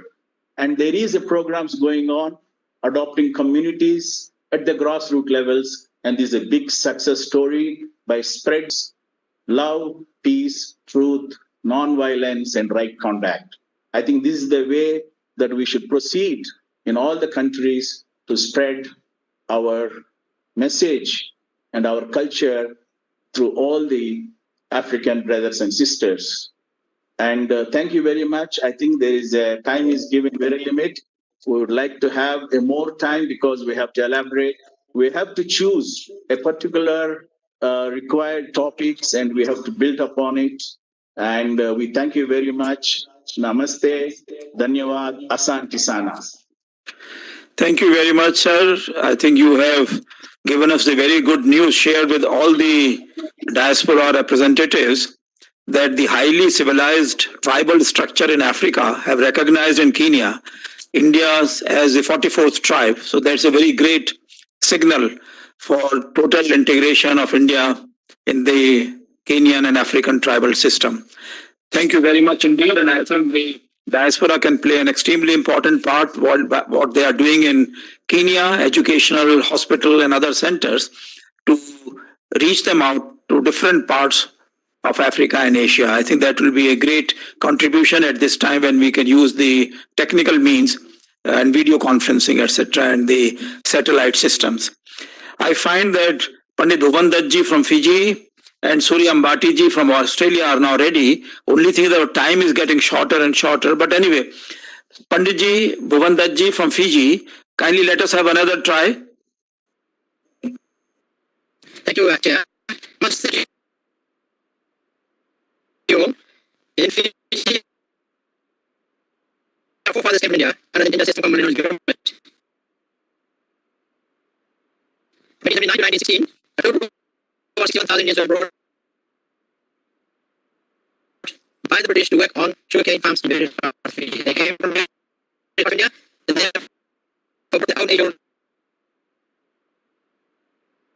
cultural practices. I am the third generation in this process. My grandparents passed on their culture on to my parents, and my parents did not pass them on to me. I have passed them to my children, but they have to Australia, and they're obviously getting the cultural impact from Australia. I hope Sir, the same problem continues. I do not know. Maybe we will have to have another day. Because at the trial side, things were working so smoothly that we all took it for granted that today also everything will go smoothly. But something has been troubling us. So now I would request Mr. Surya Ambati from Australia to have a try. Sorry, Panditji, I think this is a continuous technical issue, and we are so keen to listen to you. But now I think we'll have to try out Surya Ambati ji from Australia.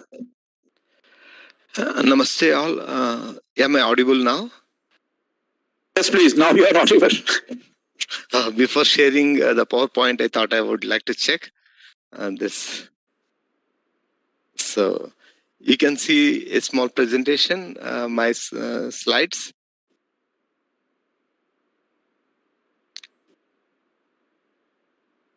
Can you see? Yes, we can see that, sir.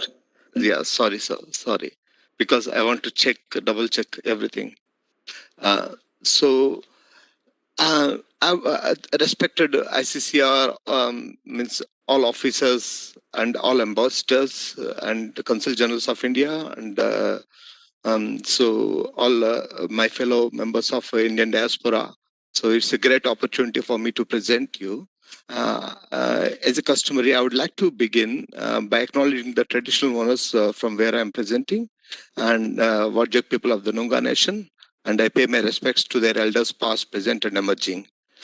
I'm I'm member of the Minister's Multicultural Advisory Panel, as well as I was head of the Indian Society of Western Australia, a state in Australia.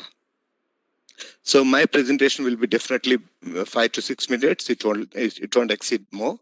So how do we integrate with the local community, and what is the impact we have in the local community particularly? So Holi is one of the greatest events here. So almost 50% of the locals, they come and join. Thanks to the government of Western Australia and Australia, we don't have any problems with the COVID-19. We don't have masks or anything like that. We normally go as we are. I'm presently presenting from my office. So it's as usual. So very well managed, and the locals are friendly with us. They know what is meant by Holi, and how we behave each other, and they all come join with us. It's a great event. It's a free event. More than 15,000 people attend in that 4 hours. The other important event, we organize is an annual event on the eve of India's Independence Day in the month of August. So next one will be on 7th of August, because we normally do one week before. The official celebrations here by Consul General of India, Consulate General, will be on 15th August. So we do 1 week before. So this is Sangam, showcasing all the cultures of India. Even local Australians, they have a number of programs of Indian dances or Indian culture, Indian skits. It's about 5 hours program, 2,500 capacity theater. It's a very well organized event. So the other integration with the local community is the yoga. We organize a number of yoga classes free, totally free. So all locals as well as all Asians, they attend these classes at different locations of Western Australia. Different types of yoga, Kundalini yoga, Sanatan yoga, and traditional yoga, yoga for health. And if you can see the Consul General of China, she's also participating in our yoga classes. The other important thing, Diwali Mela, the Festival of India. If you see on the left-hand top corner, we got the Shadow Minister for Multicultural Affairs, Tony Kristovich. On the bottom corner, Member of Parliament. Here, our Consul General of India, Madam Dantu Charandasidi, they all participated in this Diwali Mela, which is an annual event. Again, nearly 30,000 people will attend this event of 2 days. And even Consul General, they will have a stall, Tamil, Telugu, Kannada, Malayali, Hindi, and Gujarati. All stalls will be there. They display their culture, and we all share our culture and knowledge. At the same time, encourage our next generations to retain our culture here. Nari, it's a celebration of International Women's Day. So it's a day-long event only for women. Women panelists, women, they celebrate here. And this is an important thing. So the parade by Indian Veterans Defence Forces. 26th April is Australia New Zealand Armored Corps Day, NJOC Day. So before independence of India, Indians are also part of British Army, and we all participated together in the World War. And all our brothers and sisters in Army, Navy, and Air Force settled in Australia, they take march in this great parade. And the topic has come, what do we do for the Indian students particularly? Yeah, we got Indian students workshops. We organize. Our students are technically highly capable. They are MBAs, they're masters in engineering, but they are not going to get. They are not getting mainstream jobs here because they don't know how to how to effectively network here. The interview skills, the career planning. What do they need to do? That area we are helping them. We are organizing all these workshops and seminars, one-to-one classes. They are free. All the Indian origin students, we support them in getting their proper jobs, not like a taxi driver or Uber drivers. So we also conduct number of events like almost 40-50% locals will attend, like family relationship workshop. We show as an example, our divorce rate is the lowest in the world. So, and all this is an example for them. Even for our old people, we keep our old people. We don't have old age homes here for Indians. We don't need those sort of information seminars and all. We dissipate the information. Why I was rushing to this slide, because we are constructing an Indian community center in Western Australia, which is the first Indian community center in Australia. And federal government, the central government, has generously given $2.5 million, and state government has given $1.5 million. Total 20 crores of rupees worth money they are giving. If you see the flag hoisting on our own land owned by the community, we hoisted, which is 5,500 square meters of block. We have demolished the old buildings. We are constructing brand new Indian community center. So it's a contemporary modern center with a 10 meters height, but at the same time red sandstone structure, jali type structures. We are all Indian style, but a modern style. We are constructing this. This is the pride of all the Indian origin people in Australia, because this is the first time we are doing this here. And COVID-19. Particularly the worst affected people because are students here. So more than 1,500 students, they were required help. And so we because government of Australia normally provide help only to the Australian citizens and permanent residents, not to Indians. Suryaji, I think you have to expedite now, please. Others are waiting. Thank you. Yeah, one more slide after this. That's it. So so COVID-19, government has come back, state government has come back, and they have given 1 crore rupees to distribute among our students. So in addition to all these initiatives like free rent, free accommodations, and all those things. And this is my last slide. And I have some requests here. We organize a number of events like if you see the top Mahatma Gandhi Jayanti, we organized. So in association with the Consulate General of India and Indian Society, Borderless Gandhi, and University of Western Australia. Like Onam, different functions we organize. But we need help from ICCR ICCR used to send number of troops to here perform, but so that got stopped, and so the culture we are unable to display, the best artists they are unable to come. Once this COVID-19 situation is over, we would request to continue. And thank you very much for this opportunity. I would like to thank Dantu Charandasiji, the Consul General of India, for this opportunity and taking care of all the Indian diaspora in Western Australia. Thank you. Thank you very much. Surya Ambati-ji, I think you have given us a very good idea about the Australia support to the Indian community's activities and a wonderful building coming up. Also, you have been talking about the cultural programs, and I think in the present COVID times, perhaps we need to take advantage more of the technical platforms for cultural programs and the cultural classes. I know Australia has no COVID, but then it will mean only a bubble kind of between cultural artists going straight to Australia and coming back to India. So let us wait for some time. In the meantime, we must continue with these exchanges and educational programs, etc.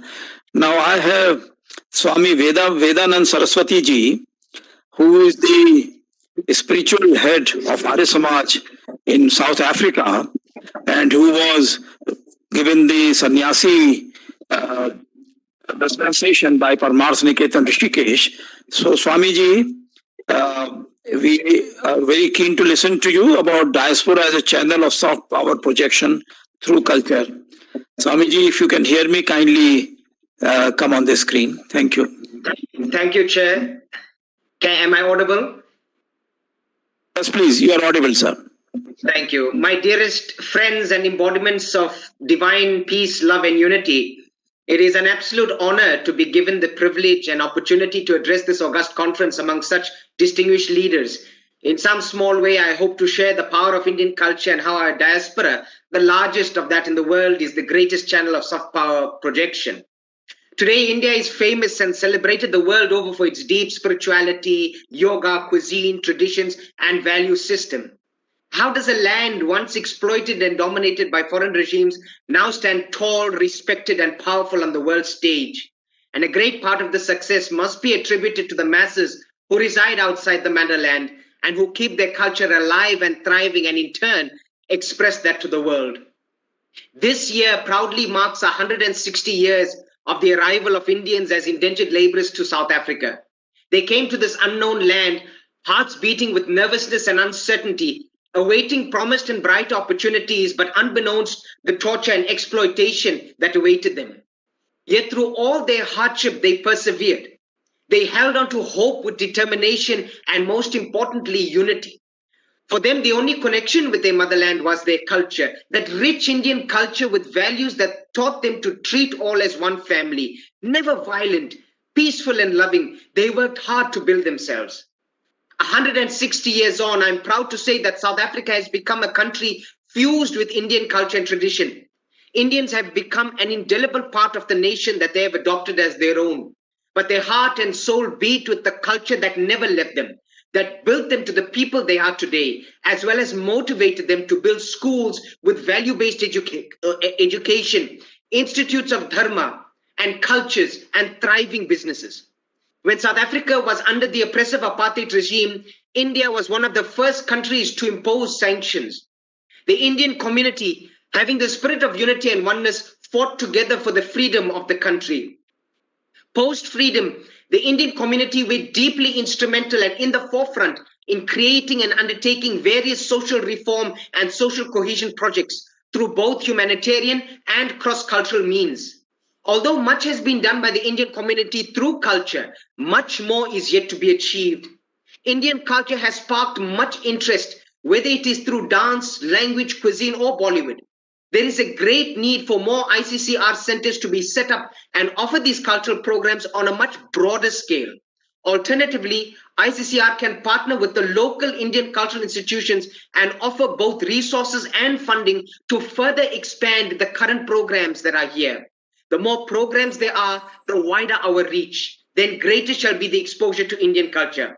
Examples can be drawn from successes of the Mahatma Gandhi Institute in Mauritius, for example.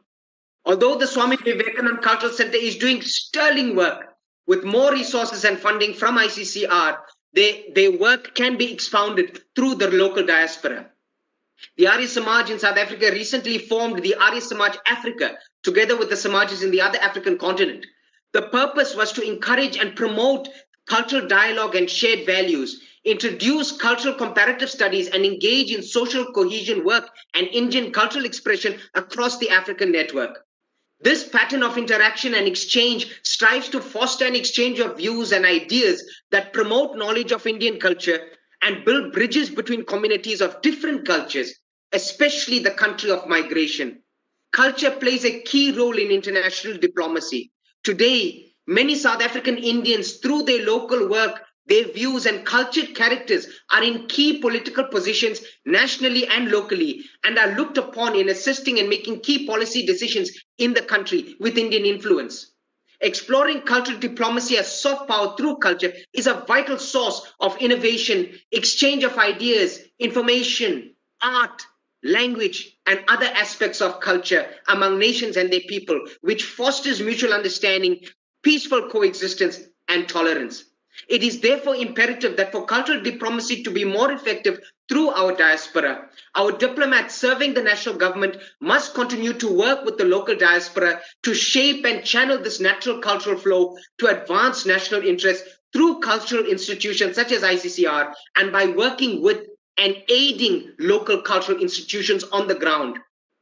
What's critical is engaging with schools and universities to have such cultural programs as yoga and meditation as part of their extracurricular activities, including Indian languages as an added option for learning as part of the international language offerings. We have found that through the use of media, 2 radio stations representing Indian culture and language have played an influential role in the promotion of Indian culture to the broader community. Several television stations in South Africa have now included Indian programs as part of their offerings and schedules and has piqued the interest of non-Indians. Equally, families outside the diaspora indulge in Bollywood films, series, and reality shows to the extent that our festivals and religious observances are influenced by Indian trends. Therefore, innovative methods of promoting Indian languages and culture must be embarked and approved upon.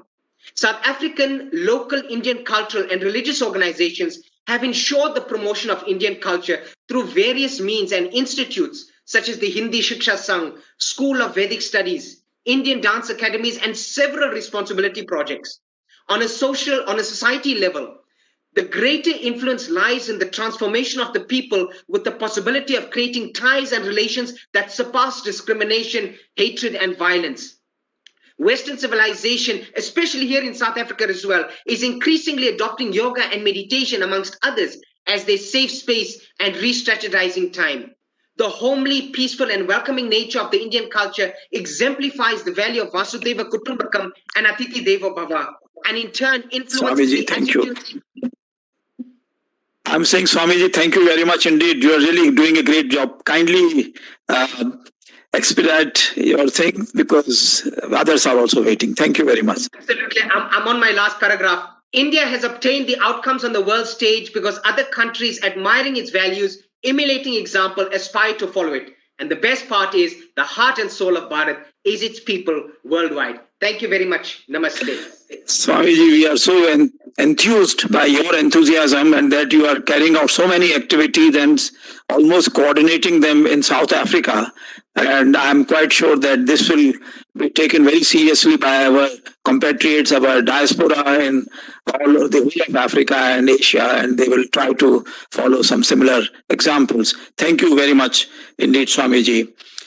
We have been receiving a number of messages on the chat box, so we will not read out all of them, but kindly they would be available, and I'm quite sure that they will be shared by other people also, and they can share the messages among each other.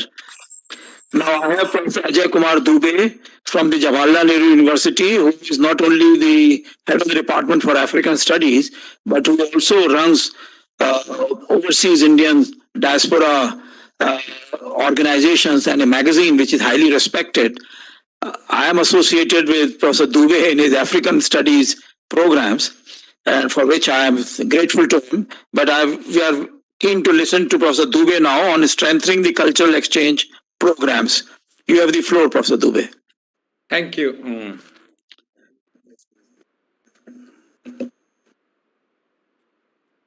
Yes, we can hear you. Thank you, Ambassador Sasank. And thank you, Indian Council of Cultural Regulation, MEA, and Antarashtriya Sahayog Parishad to give me this opportunity.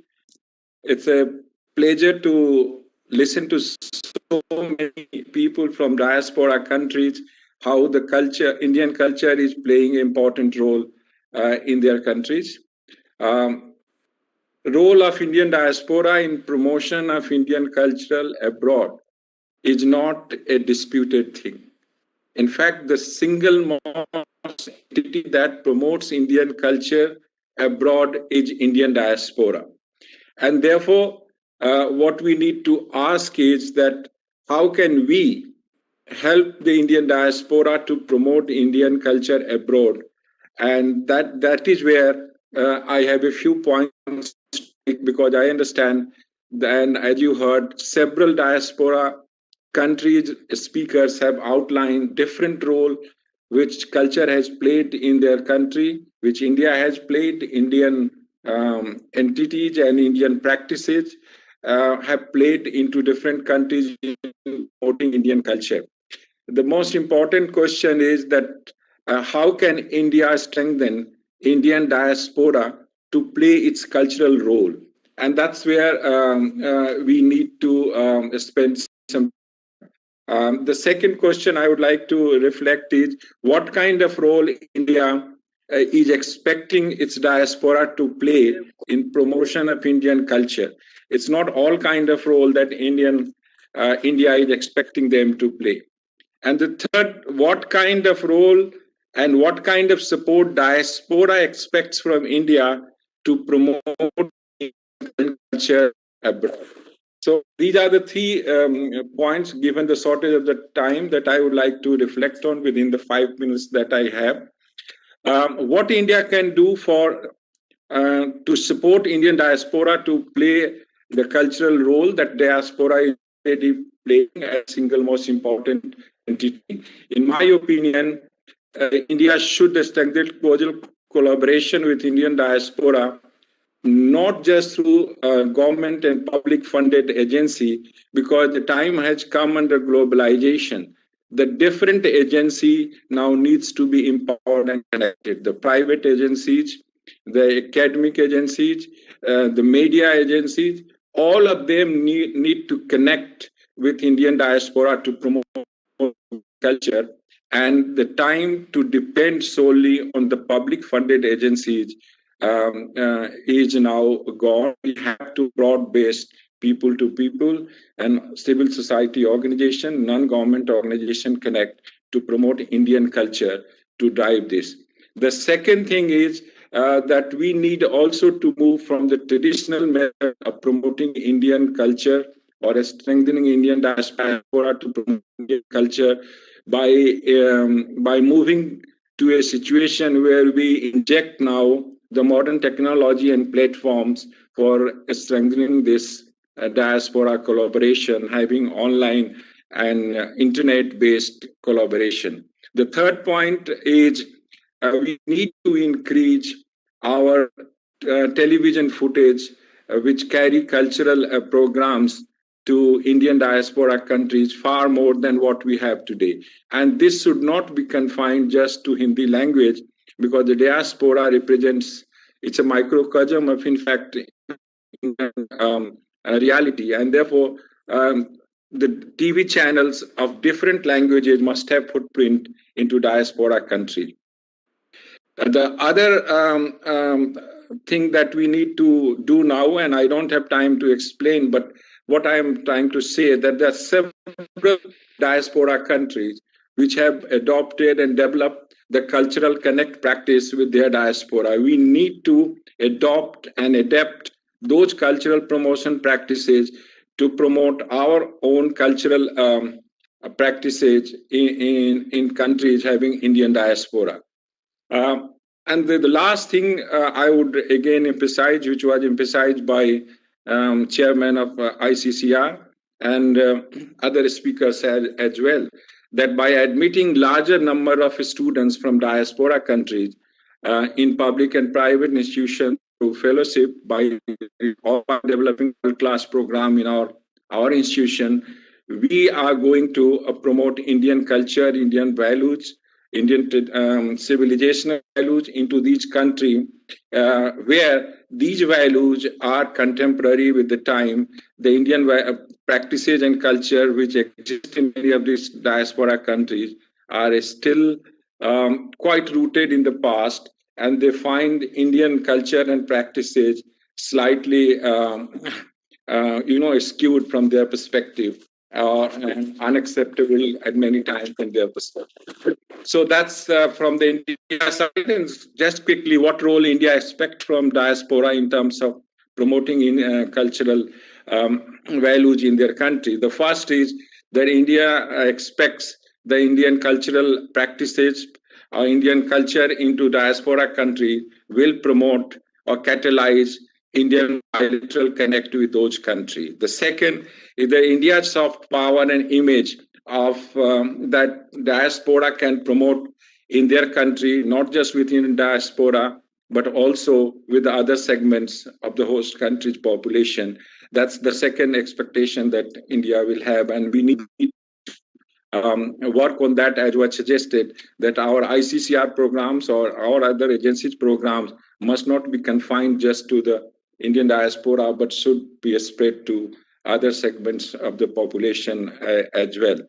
The third thing that India expects by promoting Indian cultural values, practices in diaspora country is to promote the Indian civilizational and cultural heritage in a way that the cultural identity and pride of the diaspora in the old Indian civilizational culture is entrenched and is promoted. And therefore, we need to work on the civilizational and cultural heritage that make Indian feel proud of their Indian culture. And that's what the diaspora expect India to help them. The last is that the India also would like to have Indian culture, cultural values like peace, democracy, celebration of diversity to be practiced and exhibited by Indian diaspora in their country. And that's where the Indian cultural promotion will again. Coming quickly to what does the diaspora expects from India to strengthen their cultural ties? I think it has been pointed out time and again by several countries' speakers, and it's only the question of degree that we need to do more. And that, of course, remains more cultural centers, larger number of fellowship to diaspora cultural artists, more exposure to diaspora artists from diaspora countries within India, and larger concentration of India promoting the academic ties also, which promotes the values and the mindset of young people in diaspora country. I think there are many other points, but I would like to thank and stop here. And thank you so much for giving this opportunity. Thank you, Professor Dubey. I think you have rightly said that Indian civilization and culture were considered for senior citizens.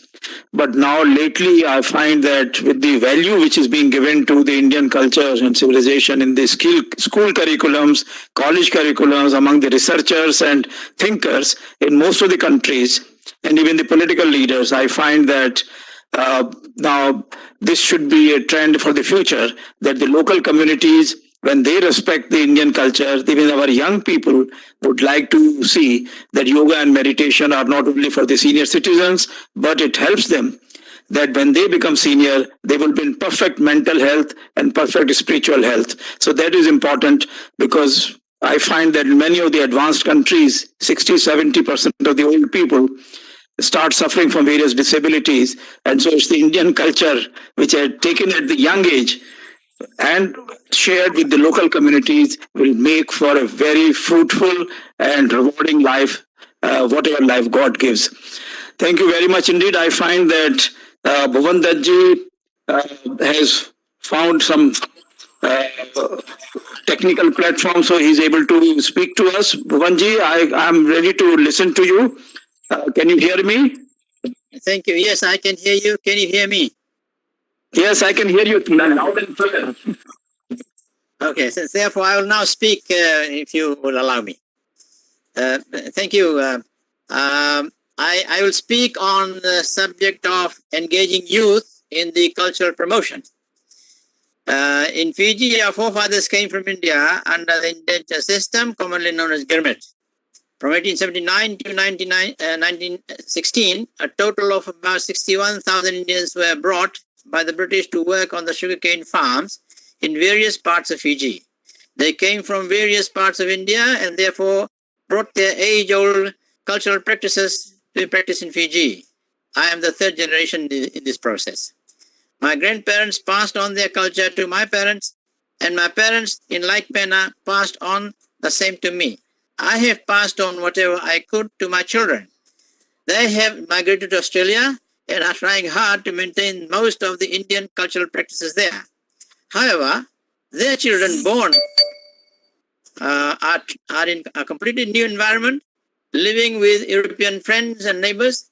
Hence, they will no doubt pick some Australian culture, which is Western in nature and different from ours.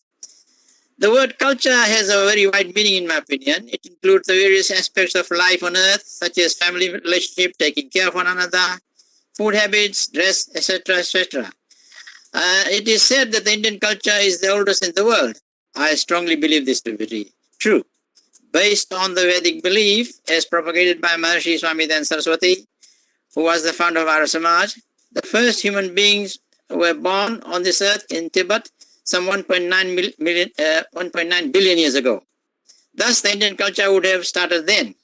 This is also proven by the fact that the Vedas have verses on human behavior, parental care, welfare of children, and so on. For example, Yajurved 19:11 states that children must look after their parents. The four Vedas were revealed at the beginning of creation by God. Care of the elderly by youth is perhaps the most significant and important part of our culture, which is still being practiced in many homes, although it is gradually dying out and needs to be protected. This is where the youth come in. to play.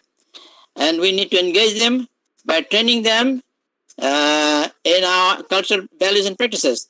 The loss of culture is very evident, particularly in urban areas. It is better preserved in rural areas. Additionally, Fiji is a multicultural country, and therefore the Indian culture is affected by the presence of other cultures. In order to engage our youth in this important area, we need to have programs for them to understand what is our culture and why it is so important. Let me say emphatically that unless we adults as concerned persons do something practical about preserving our culture, there is every possibility that it will be lost altogether. Most parents, for example, do not wish their children to study Hindi in schools in our system, saying without thinking that Hindi will not give them job. They do not realize that if we lose our language, then we lose our identity and culture. Our religious books are mostly in Hindi and can be best understood to its depth in Hindi language. Parents therefore need to be educated to respect our culture and ensure that our children do likewise. What is the plan of action? In order to engage our youth in the promotion of culture, the following steps, in my opinion, are necessary. 1. Parents should set good examples themselves and must ensure that their children observe and practice their culture at home. Children should be taught Indian culture in schools as a regular subject, which should be examinable. Thirdly, preservation and practice of cultural values needs to be discussed in religious gatherings regularly. Fourthly, cultural values should be disseminated in the news media and radio in particular. Fifthly, there should be evening classes held in settled areas for adults and their families to learn about our own culture and tradition. Sixth, a competition on culture should be organized among students and prizes awarded for the winning students. Seventhly, books on culture and tradition should be written in simple Hindi and English and made available to all students. And finally, Hindi should be a compulsory subject in all our schools. This will ensure that cultural matters are readily understood and appreciated. In conclusion, it is evident that our youth will only engage in promoting culture if their parents are also doing the same. Therefore, the answer to the problem of erosion of cultural values in our community lies in the hands of the parents themselves. We need to revive our cultural values by paying special attention to it. No one from outside can do much about it to help us. No, they will not. It is we ourselves, we need to act and act right away. Thank you. Thank you very much, Bhavan Dutt-ji. I must congratulate you for your perseverance and ultimately we succeeded. We listened to you very clearly and you have given excellent ideas for the younger people to be trained by the parents in the values which have been eternal in the Indian civilization. After other speakers, I find that we have next speaker, Mr. Narayan Kumar, who is a cultural personality. He is the director of the Antarashtriya Sahyog Parishad magazine. He runs the whole office, actually, if I can say that. And he is a Hindi linguist.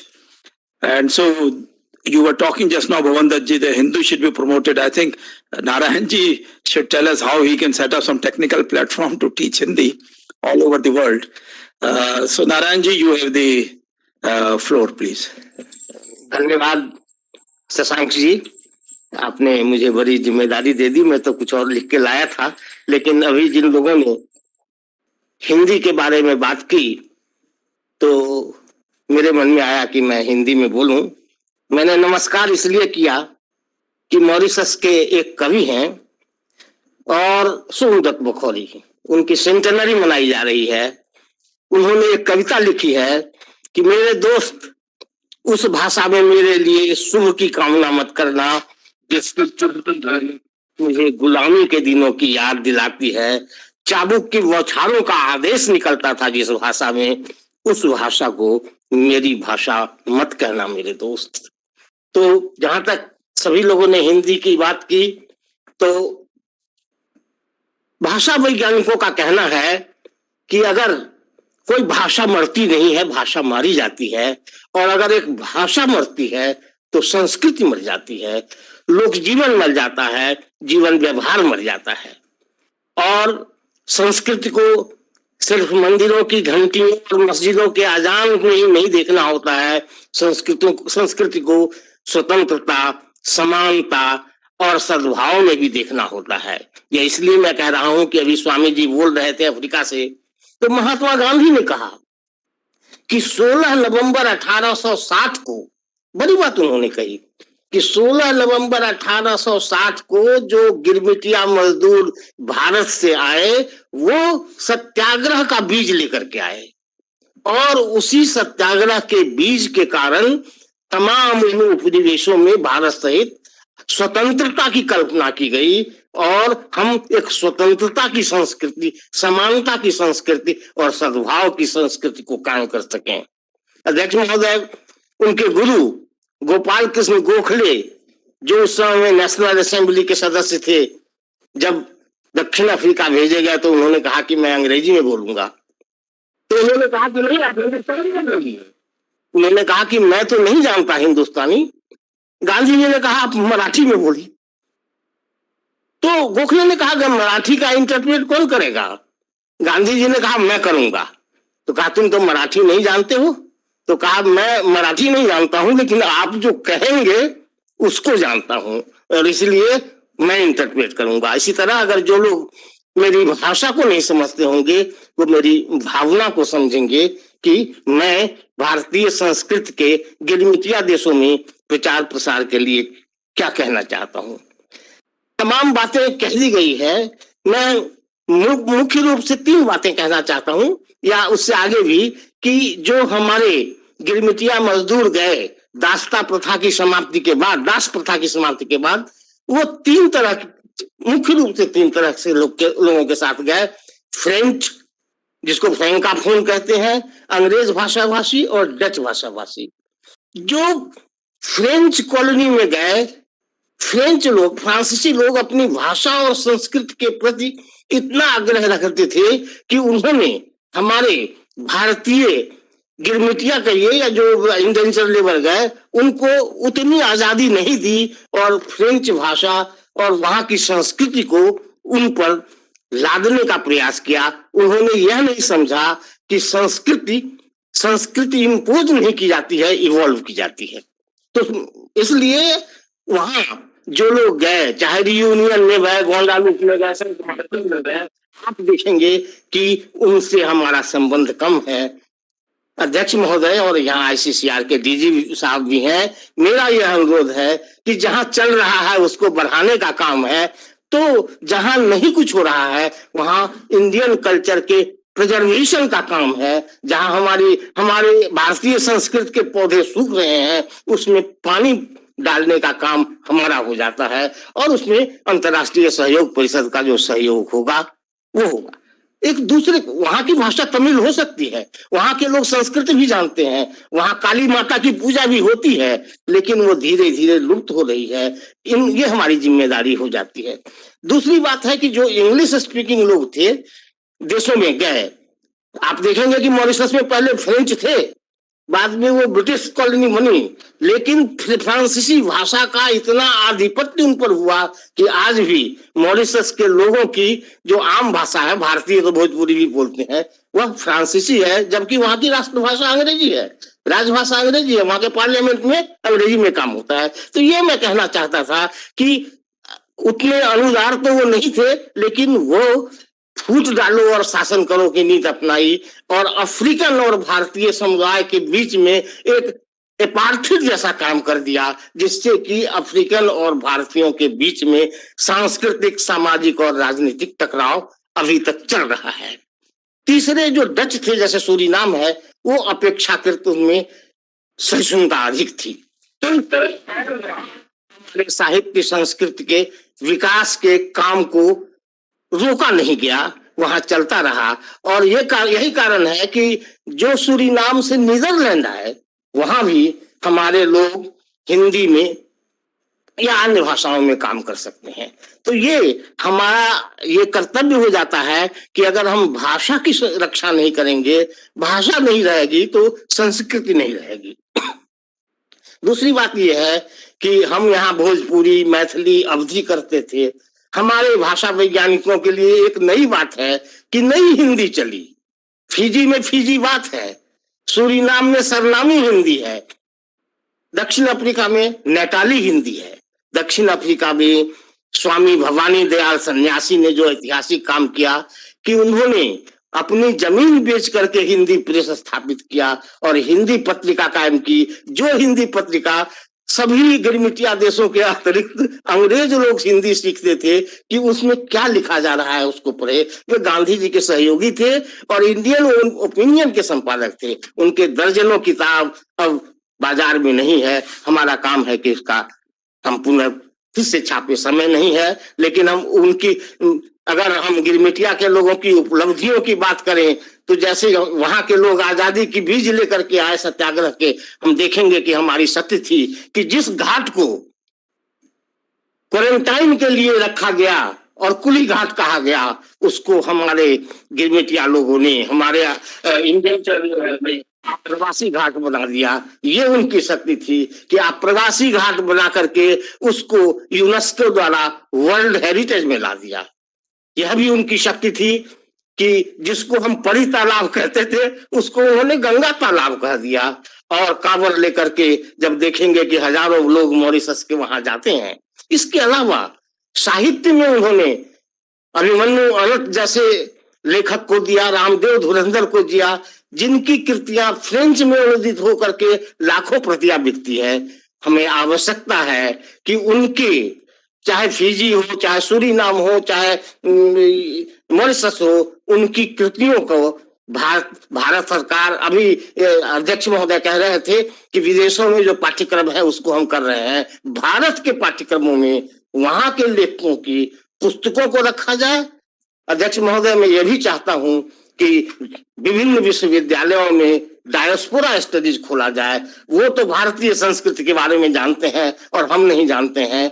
हमारे इतिहास के NCERT के से लेकर अभी तक जब महापुरुषों की कहानी कही जाती है तो उसमें वासुदेव विष्णु दयाल की भी कहानी कही जाए और उसमें हमारे जितने प्रधानमंत्री हुए और जिन्होंने त्याग करके किया, चाहे फिजी में हो, चाहे महेंद्र चौधरी हो या वासुदेव पांडे हो, उनके बारे में जाना जाए। अभी जो लोग हुए हैं उनके बारे में जाना जाए। बड़ी बात है कि उन लोगों ने अपने अपने देशों में जाके संस्कृत का सबसे अच्छा बचाया कि जाति प्रथा समाप्त करो।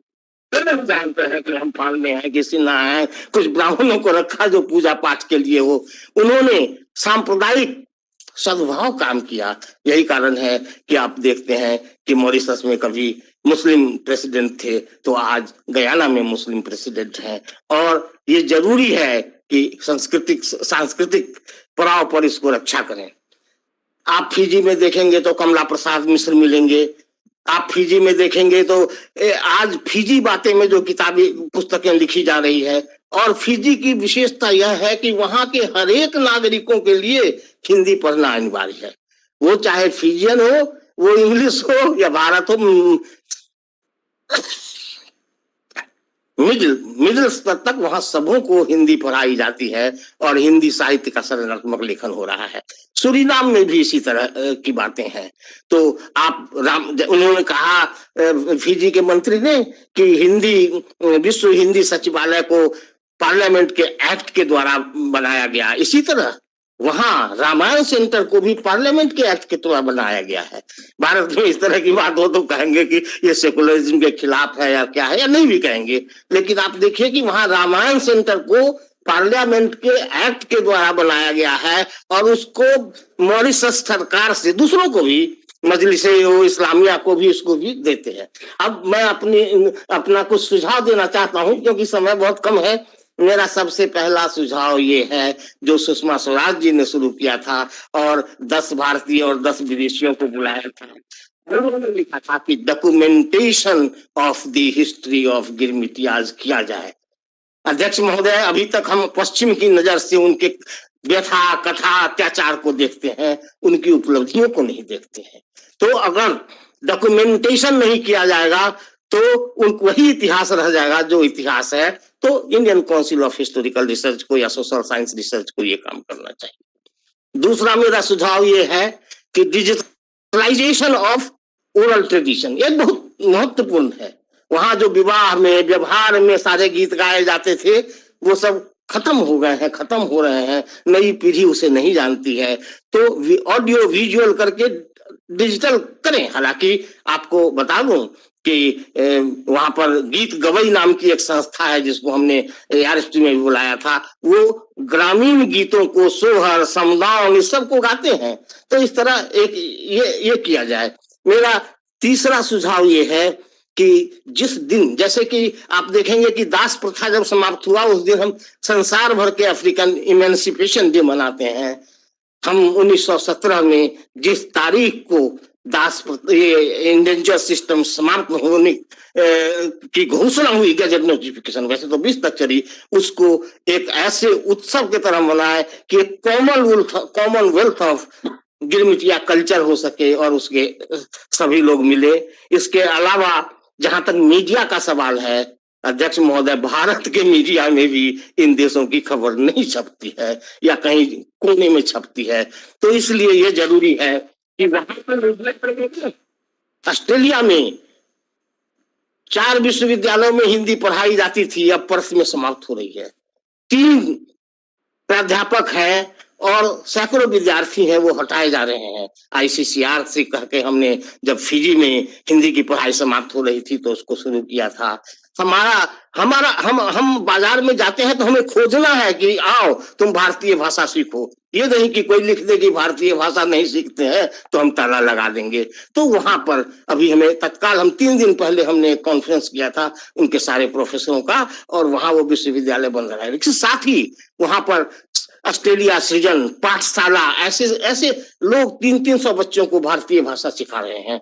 तो इसके साथ ही हम ये चाहते हैं कि हमारी संस्कृति की रक्षा की जरूरत नहीं है। अंत में मैं ये कहता हूं कि बंदूक की नोक पर दास बनाकर, उपनिवेश बनाकर न तो भारतीय भाषा कहीं गई न भारतीय संस्कृति गई।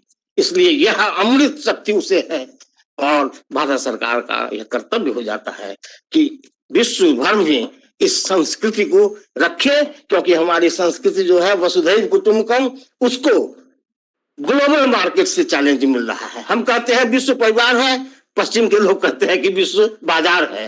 तो बाजार और परिवार, हम बाजार की उपेक्षा नहीं करेंगे, लेकिन हम विश्व परिवार को बनाएं और इसमें भारत सरकार, ICCR और हमारी सभी संस्थाओं को नेतृत्व संभालना चाहिए।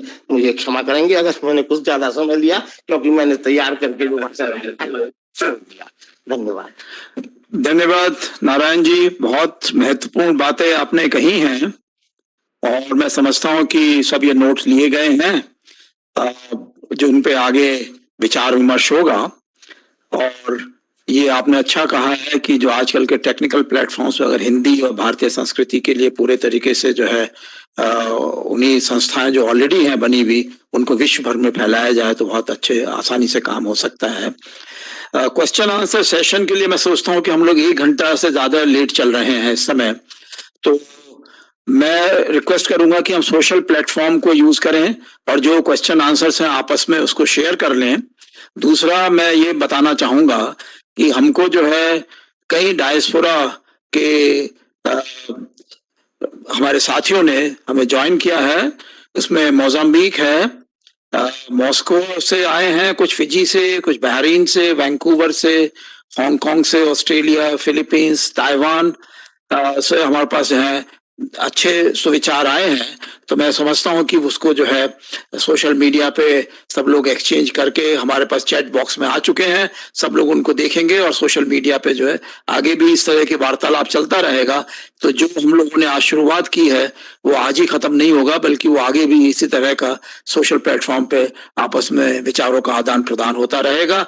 अब मेरा रिक्वेस्ट है, हमारे रापोर्टर हैं प्रोफेसर गोपाल अरोड़ा जी, ये हमारे अंतर्राष्ट्रीय सहयोग परिषद के सेक्रेटरी भी हैं और मेरे को इन्होंने समय दिया था कि 10 साल तक मैं भी अंतर्राष्ट्रीय सहयोग परिषद से जुड़ा रहा था, तो मुझे बड़ा प्रसन्नता है कि ये हमारे साथ में है और ये रापोर्टर के लिए अपनी रिपोर्ट पेश करेंगे। गोपाल जी, आप बताएं सब। Thank you very much, Mr. Chairman. Sir, I am aware that we have overshot on time and I will just conclude in 3 minutes only. I am taking the liberty of commenting and presenting on the reports by individual presenters. I'll just highlight the common points, in bullet points that have been raised in 2 minutes, and 1 minute I'll just need to say my thing. Now we have heard very distinguished cultural activists from across the globe today. One of the important things that came to the fore is the important role that civil society organizations are playing in the promotion and propagation of Indian culture, and how they can be the arms and limbs of the government, in facilitating what you call a last mile delivery for the propagation, because they are the ones who are actually in connect with the the civil society over there. The second point is the importance that we need to attach to connecting the youth to our cultural ethos and the values. In fact, in one of the papers, Pandit Bhuvandarji had, expressed concern about youth getting influenced by, the Australian culture.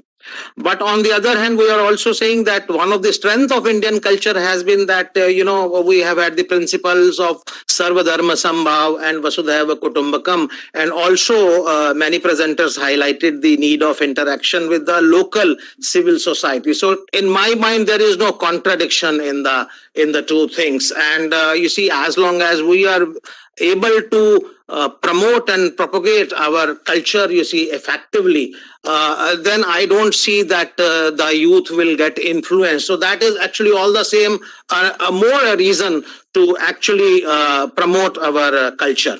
The third thing that I can say is the use of technology, and especially the social media that we have to do extensively in the promotion of Indian culture. Now that provides an opportunity as well as a challenge. Now today as an opportunity, we have, lectures on Vedas, Upanishads, and the classes on, performing arts, the finer points of that.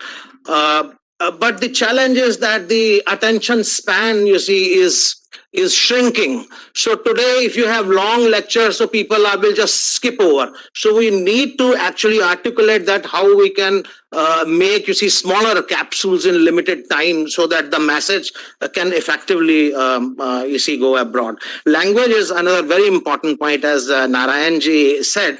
And I think here the government needs to do more, because although efforts are being made, but somehow, except in countries like Mauritius and Fiji, I'm seeing that, the promotion of Hindi language, it has not been very popular, in fact. So that needs to be, seen. And one very good point that was raised today is that, while we concentrate on Girmitia countries, they are doing, great work.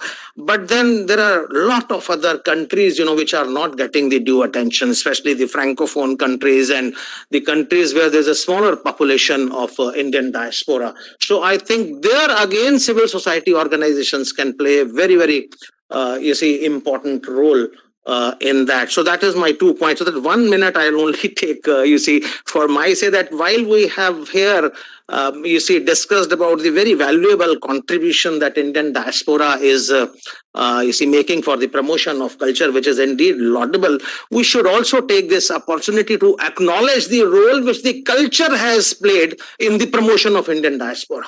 So like in the very, hard circumstances, the Indian diaspora went there. It was basically our cultural values and the ethos actually, which made them strong and survive, persevere, and they have grown so much today. So in that context, I will just borrow a phrase from Manusmriti, which said that dharmo rakshati rakshita.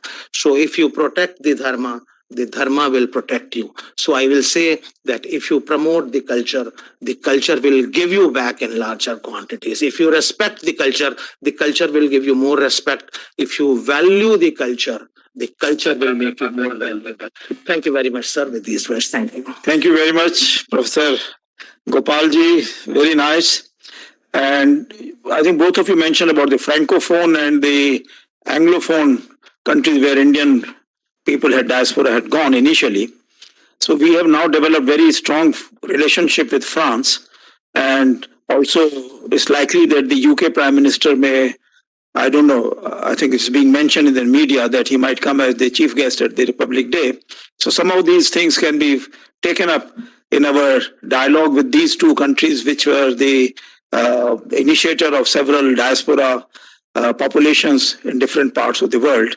I have a very important member from Antarashtriya Sahyog Parishad, my old colleague, Amit Gupta ji. So Amit ji, you wanted to say something, so we'll give special time to Amit ji. I'm really honored, Honorable Chair. I'll just take 20 seconds, not more than that. It has been an excellent session wherein we have been learning about various insights from our distinguished panelists from all across the world.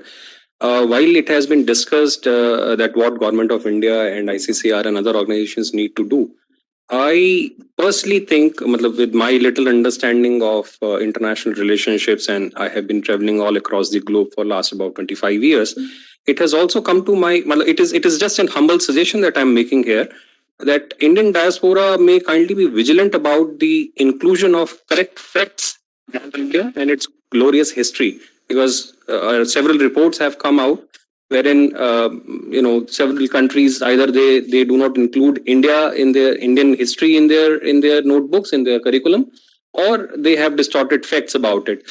So Government of India or other organizations may have their own limitations, wherein our Indian diaspora who represent India there in the respective country, if they are vigilant, if they can put in some pressure to include the correct facts of history, or they can inform us, that would be another way of servicing India. Thank you so much. I'm really thankful, Honorable Chair. Well, thank you very much indeed, Amitji. I think ICCR is carrying out this research activity in a very focused manner, but I think it's a good idea that diaspora can also be brought into it fully integrated manner.